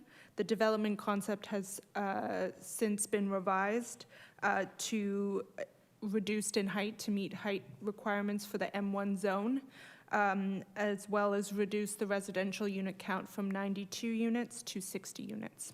Well, the project, at that time, the project was a 10-story building with 90 apartments, which means 9 apartments per floor. Right now, the building is proposed as 6 floors, but 60 apartments. So they are reducing the height of the building. They are increasing the number of units. What I mentioned is if they reduce the number of units, they could include parking for visitors. They could meet more, bring more green space, reduce increase setbacks, etc. So I think it would be better for our community to have a better project that will not cause problems like this, because once the building is started and built, residents that will live there will have 0 parking space. And just thinking about that, each unit might have 1, or if half of the units, they have 1 car or 2 cars, it's not, I don't know. From my perspective, this is something that I would like the city to review and maybe request the construction company to review the project. Your point is well made, and yes, the report does have the background information there where about a year ago they had a different proposal, and this is their reaction to that. So rather than perhaps tall and slender, it's squat and wide. So, but they were denied last time, and that is the potential here in our review is whether or not the 4 variances they're asking for are suitable or in scope with respect to this proposed building. So I just have a if there's final another, question. another point, yeah, I great. have a final question. So that what you are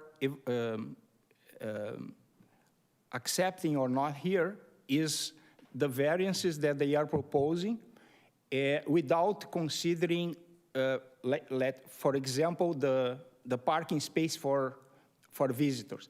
That's something else, right? That's something else. So if this project is approved like that, it will be built without visitor parking. Correct. And what is going to happen to people that will live there? They will decide it's unbearable and live somewhere else. I mean, it's a chance that anyone here who is planning this evening, who is planning a interior accessory dwelling units and not providing parking, are in competition with the other ad that has an interior accessory dwelling unit with parking. Yeah, but it's one of those.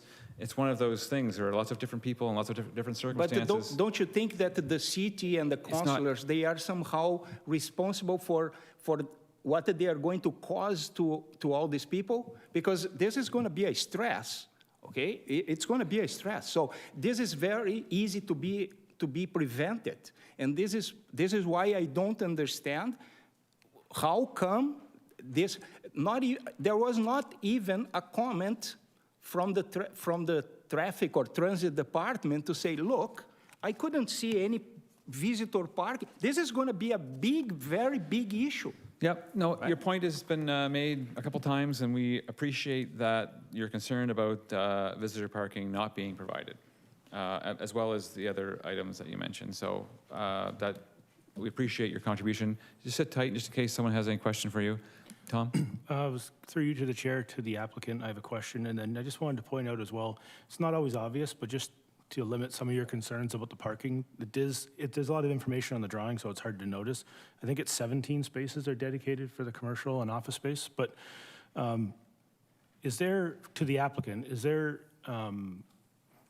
discussion or consideration for allowing during non-business hours for the 17 spaces for commercial and office use to be available for visitor parking? I mean, I believe that would be under consideration, sure. You want to have efficient use of the space. I have a question.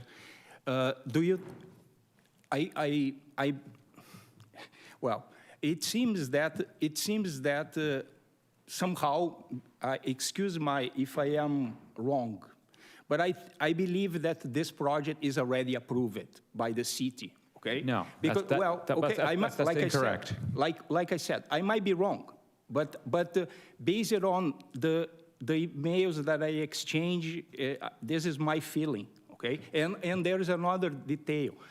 Last year, during the meeting last year, the Councillor David Ringler, he made a quote, and he said, maybe you can, I remember that very well. He said, the community might accept a 6-story building.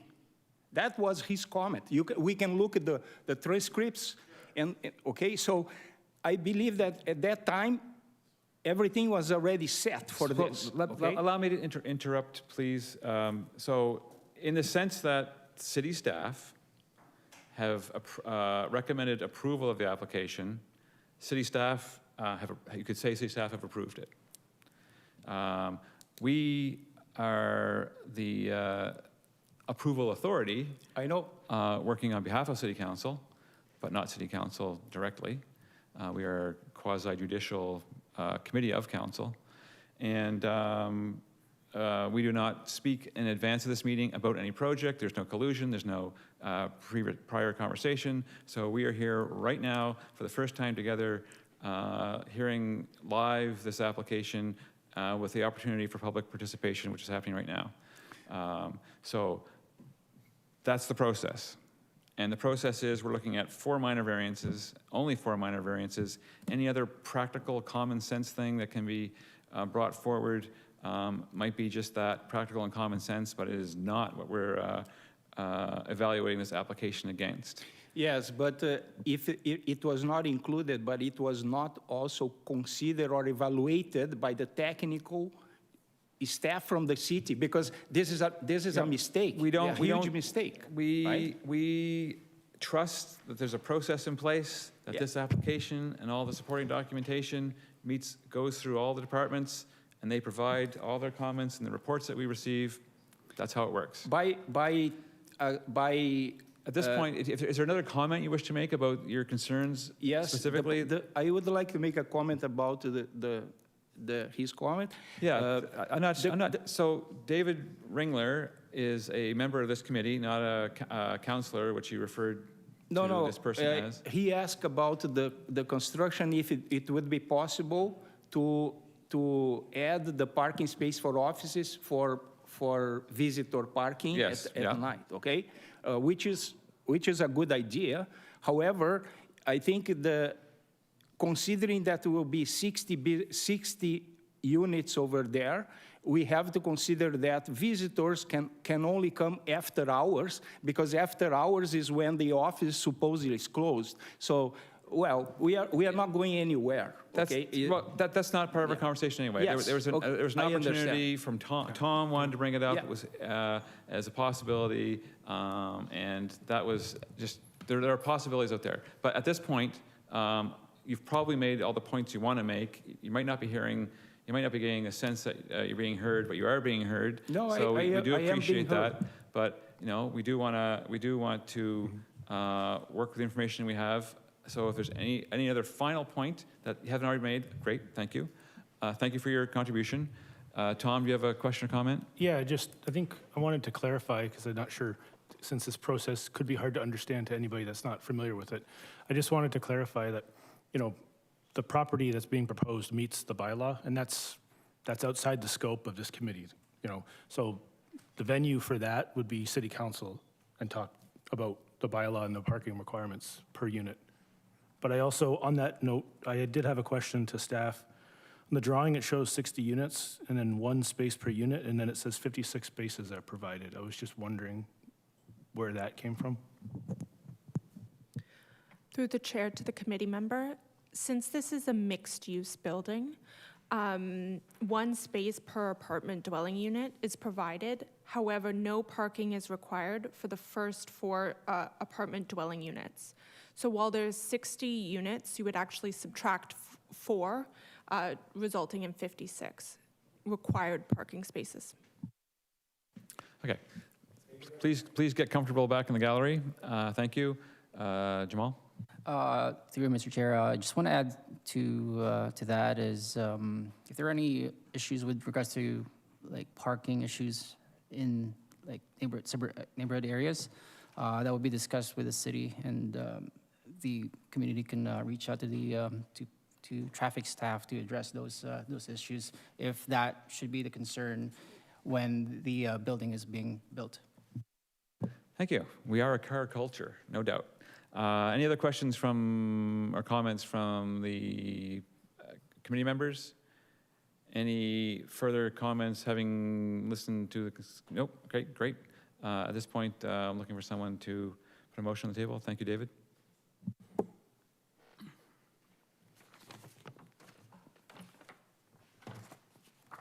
I'm going to separate out variance 4.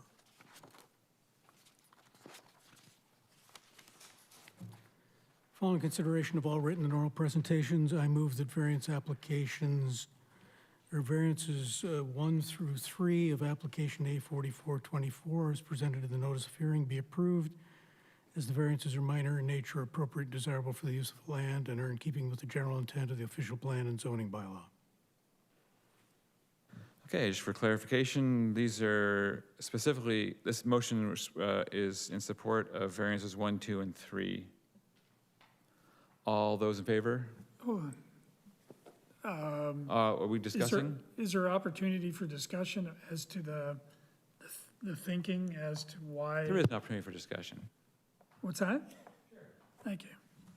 I'm asking just sort of the rationale behind that.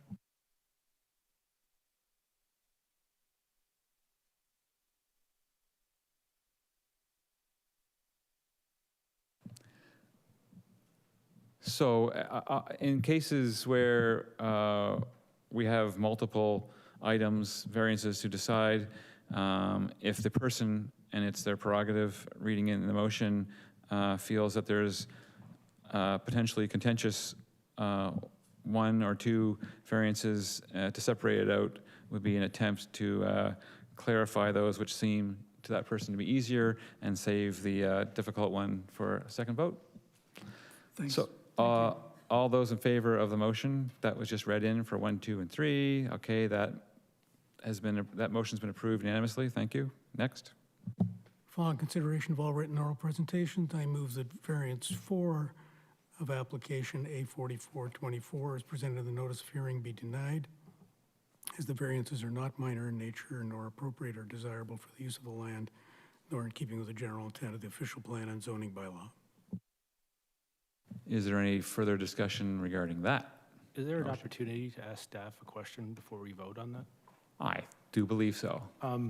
Given with some of the earlier applications about reducing the parking to reduce the amount of paved area and for the island effect and green space, through you to staff, can you comment on the decision-making to recommend the approval? I mean, the maximum density increase is going to indirectly affect parking and the amount of parking space required and the driveway to support that.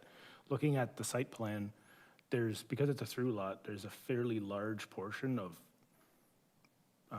paved driveway that's kind of useless only to connect the two ends of the property. It looks like a fairly significant portion of the property is going to be paved in addition to the transformer in the front of the East Chester side, I think, with the concrete pad for that. So I'm just wondering if you could provide some context as to the recommendation to approve the density as, in addition to the parking stress that would be associated with that. May I try and interpret that? So the consequences of if this application had to meet the the zoning density requirements, the consequences there would be a reduction in, as a result, a reduction in things like parking and asphalt. And so, yes, okay. yes. So I get confirmation that if we were to, if this motion for the density were to be in favor, has been read in for denial, the sort of the downstream effect that would have on the development, it would get smaller and so on. That's just what confirmation of that. The density measurement, the intent of that provision in the zoning bylaw is to primarily ensure that the lot size can accommodate the number of residents or uses proposed.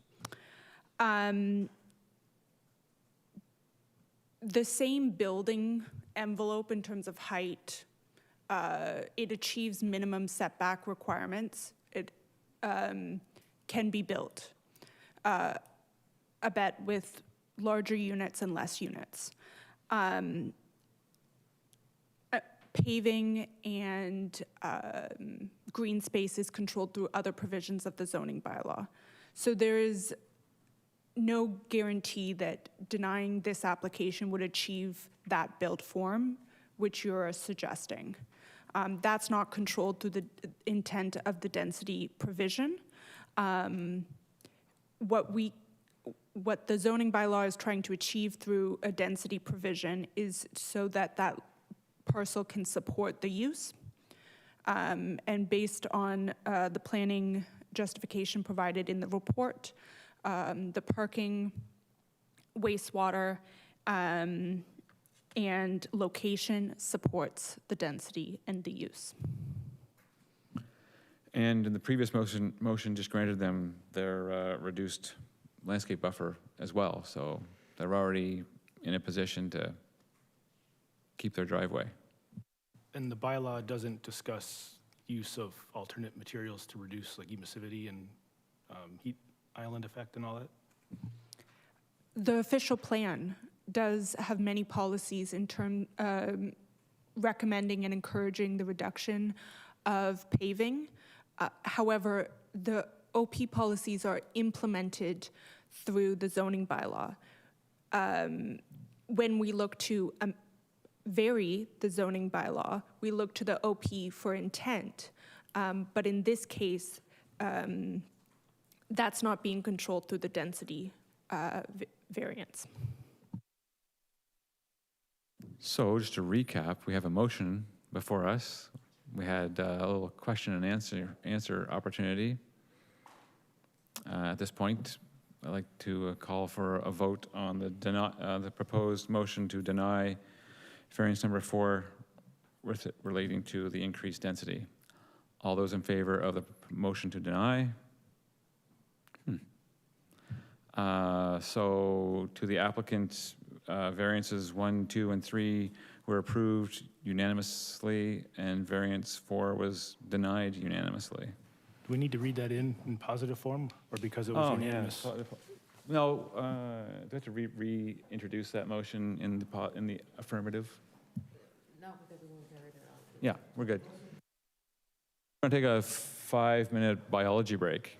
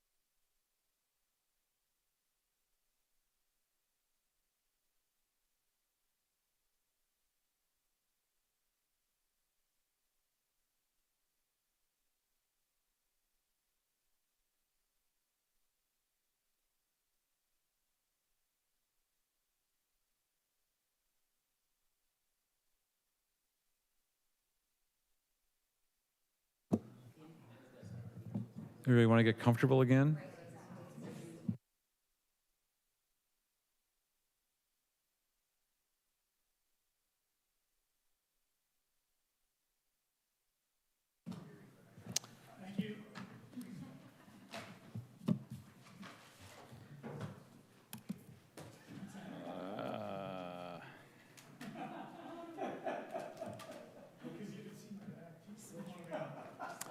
Okay, welcome back. We are now going over to 1738 4th Avenue for a consent to 2 minor variances. We have a number of staff recommendations of conditions for granting the approval of the consent application. And we have in the report staff approval for the minor variances. Welcome back. Good evening, Chair, committee members. It's Ethan Lamont with Upper Canada Consultants again. I did have a presentation prepared. In the interest in time and given the fact that we have positive recommendation and no comments, I'll forego giving the presentation, but I can certainly answer any questions and refer to the presentation if necessary. Thank you. If at any time during the discussion you feel that you need your presentation, then we can always go back to that. Any questions or comments from the committee members? Anybody out there in the gallery wish to speak to this application? I have no further questions. Tom? If there's no further questions, I'll prepare to put a motion forward. Following consideration of all written and oral presentations, I move that consent applications B 0924 SC and variance subject as presented in the notice of hearing, subject to the condition, be approved subject to the conditions outlined in the technical report, and variance applications A11623 and A2924 also be approved as outlined in the technical report, as the consents are desirable and compatible with the surrounding area, have no adverse impacts on the surrounding properties, have regard for section 5124 of the Planning Act, conform with the policies of the city's official plan and zoning bylaw, maintain the intent and purpose of the provincial policy statement, and do not conflict with any applicable provincial plans. And the 2 minor variances are minor in nature, appropriate and desirable for the use of the land, and are in keeping with the general intent of the official plan and zoning bylaw. Thank you. All those in favor of the motion, show of hands. Okay, to the applicant, your application has been approved unanimously. Thank you. Thank you.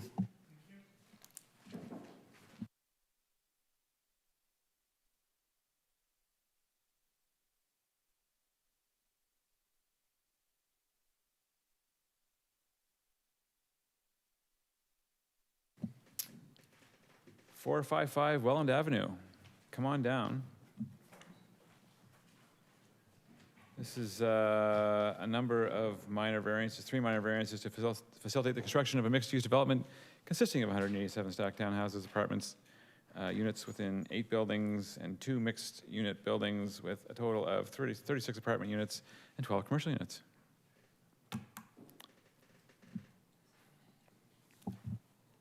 Hi, my name is Morgan Baker. I'm a planner from Big Leary Group. I'm representing Sphere Developments for the proposed development. I have a presentation that I can briefly go over. I know it's the end of the night. And I've reviewed their staff report and I agree with their recommendation for approval.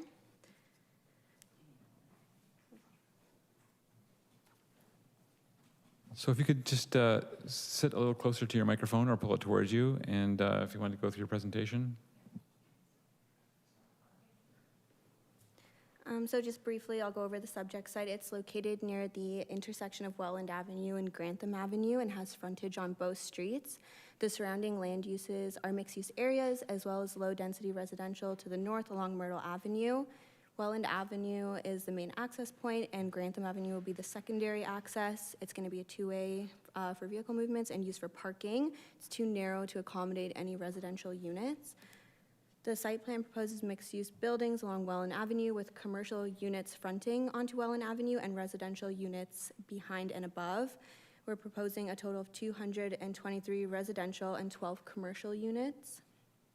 As well, the site plan is going to incorporate green spaces, amenity areas, and parking. Each unit will have one parking space. So for the variances, we are requesting a reduction from 1.25 spaces per unit to 1 space per unit for apartment dwelling units. So we'll be providing 187 spaces rather than 234. Each unit will still have one parking space. The area is supported by public transit, and it's within walking distance to a variety of commercial uses. We are requesting a lot coverage of 17.5% for apartment buildings rather than 15%, so it's increased only 2.5%. And with this, the design maintains commercial uses along Welland Avenue with residential uses internal to the site. We're still maintaining the required amenity and landscaping areas despite the minor increase in lot coverage. And last, the maximum westerly exterior side yard of 86 meters. This variance is technical in nature, and it's due to the shape of the property with the long, narrow frontage on Grantham, which won't accommodate residential units, but it serves as a secondary access point and a parking area. And as well, briefly wanted to touch on the comments that we received. So we don't have any concerns with agency comments, and we agree with staff's recommendation for approval. There were comments provided by a member of the public in the area, and would like to note that many of these comments are going to be addressed during the site plan approval process. But briefly, in terms of site lighting, we submitted a photometrics plan. There's not going to be any light trespass. They'll be pointed down per city requirements. So it won't illuminate onto neighboring properties. We submitted a landscaping plan, and where we can keep trees, they'll be incorporated, but where they'll be damaged through construction, they'll be removed. We are looking at planting and replanting and other landscaping to ensure that there's appropriate landscaping, and we will enhance what's currently on site. Rodent control also came up, and we've raised the issue to the client, so they're aware, and they'll review, and they're going to respond accordingly as per city direction. Garbage management, we have centralized Moloch system, which are rodent-proof and will ensure that garbage is collected in an orderly manner and does not attract rodents. In regards to traffic, the city has reviewed the site plan and minor variance applications, and they've identified no issues. For the fence, we are proposing a 1.8 meter or 6 foot wooden fence for privacy, so that will ensure an appropriate barrier between the neighboring sites. And the pedestrian walkway, that location was requested by city staff. And in terms of the maintenance of the city property, they would have to talk to the city about that, but the walkway on our client's side, it will be maintained in the future by the condo corp. And I can take any questions. Thank you so much. Are there any questions of the applicant from the committee members? Some of you people back there waiting for this one, do you want to come on down? This is the last application. Why are you all here?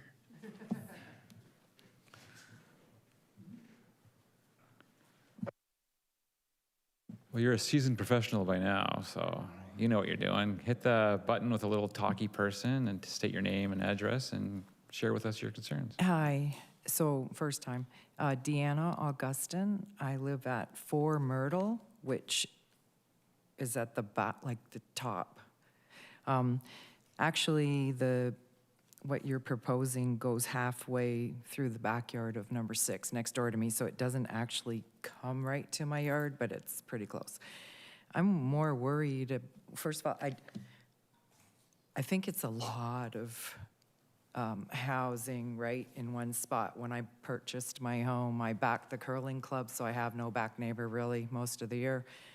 And now all of this, which was green space and a church on Welland that's not there anymore, that's a lot of units in one area. So I don't get it, because they're saying that's 187 stacked townhomes, 36 apartment dwellings. Where's the apartment? Like, where's the apartment? Like, this is so small. Yep, we can get clarification for that. Does the applicant want to, using the site plan that's on the screen behind me, give us a little orientation around the site of what's being represented? So You can't point, so you're going to have to be clever about this. Yeah. So we can go like north, east, west? So fronting onto Welland Avenue, those are two condo blocks, and those are the mixed-use ones. The So commercial? The commercial's going to be fronting onto Welland Avenue, and then the residential's going to be behind and on top as well. And then the rest of the blocks interior, those ones, I believe, are the apartment ones. Stacked townhomes? They're stacked townhomes. I think it's based on the definition in the bylaw that they technically Well, count. we'll tap into all of our resources here and ask if city planning can clarify. Through the chair, yes, that is correct. The stacked towns are defined in our bylaw as apartment dwellings, but there are also apartment units in the mixed-use building, as the agent had previously stated. So it says 187 stacked townhomes, 36 apartments, and then 12 commercials. So that's a total of 235. And then the variances are to reduce for the apartment dwelling from 234 spaces, which is not 235, I don't know, down to 187. So like parking for the stacked townhomes only? So specifically, the variance speaks not in total numbers, but a ratio of the required 1.25 per unit to 1 per unit. So whatever the final number is, if it's clarified, it'll be that number times 1 parking space per unit. Right, so it says to 187, 1 per unit. So you're talking about 187 units, but we're talking about 235 units. Well, is there a clarification for that, please?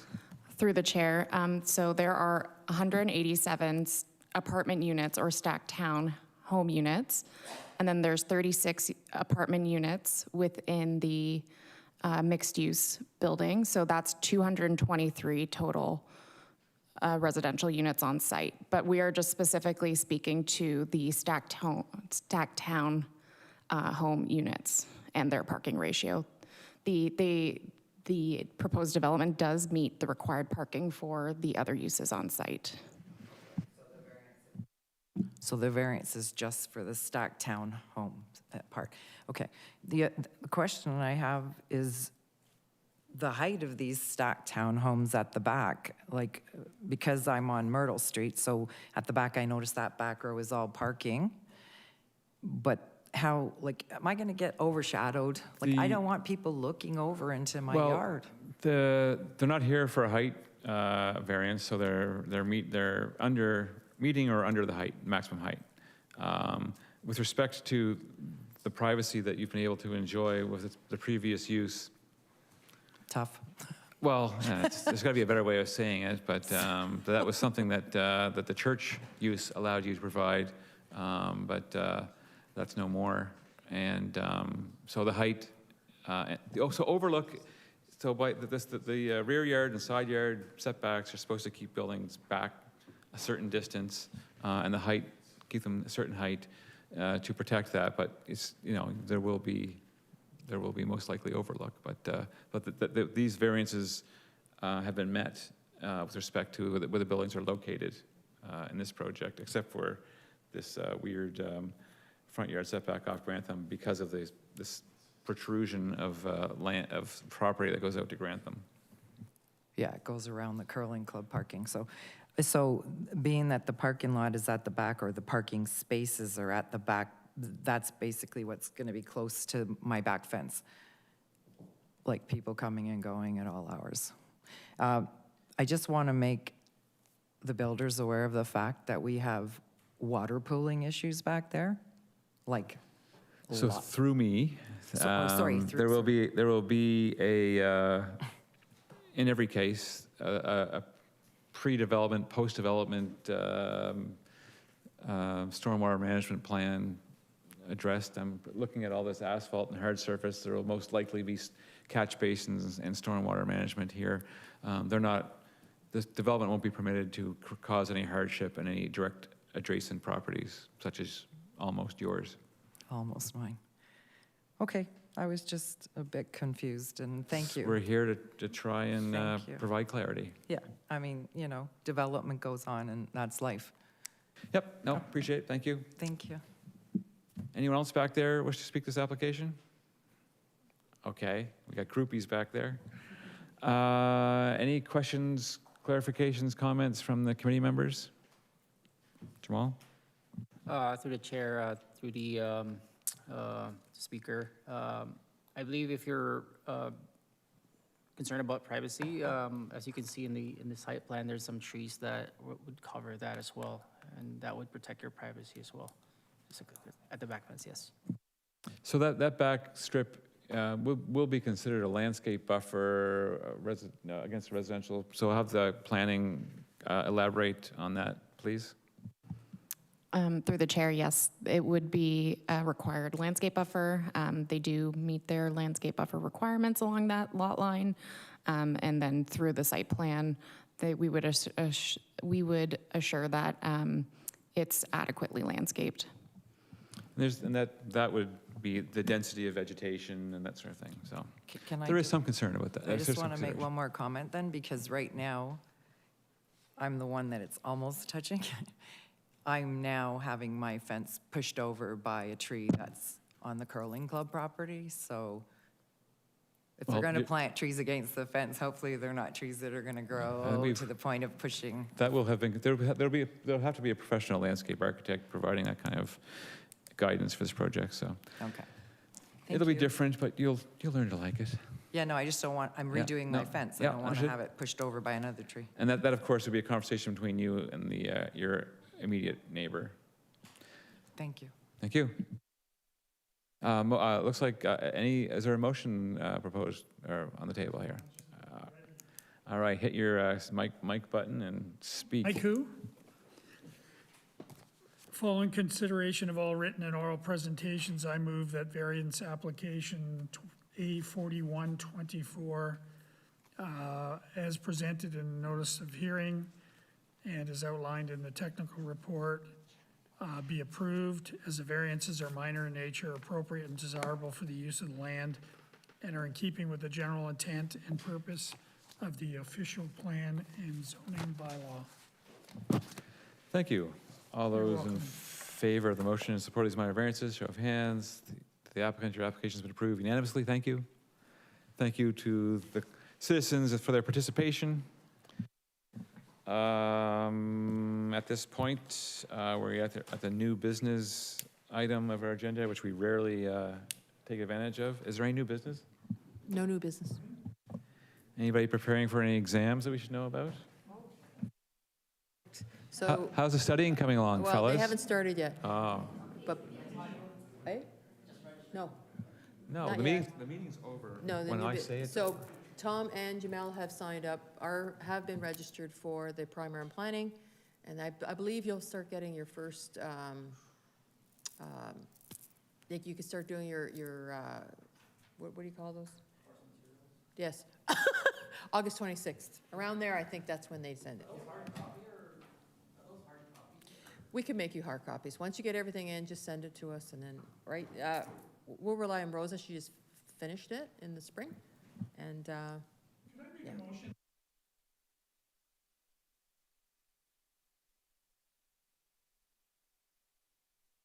All right, that's good.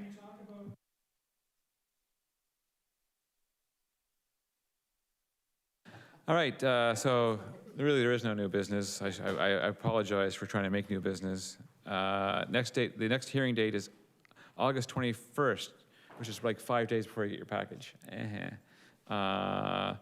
Is there a motion to adjourn the meeting, please, from everybody? Yes, Jamal, Tom, Dave. Carrie's on his phone already. Meeting adjourned.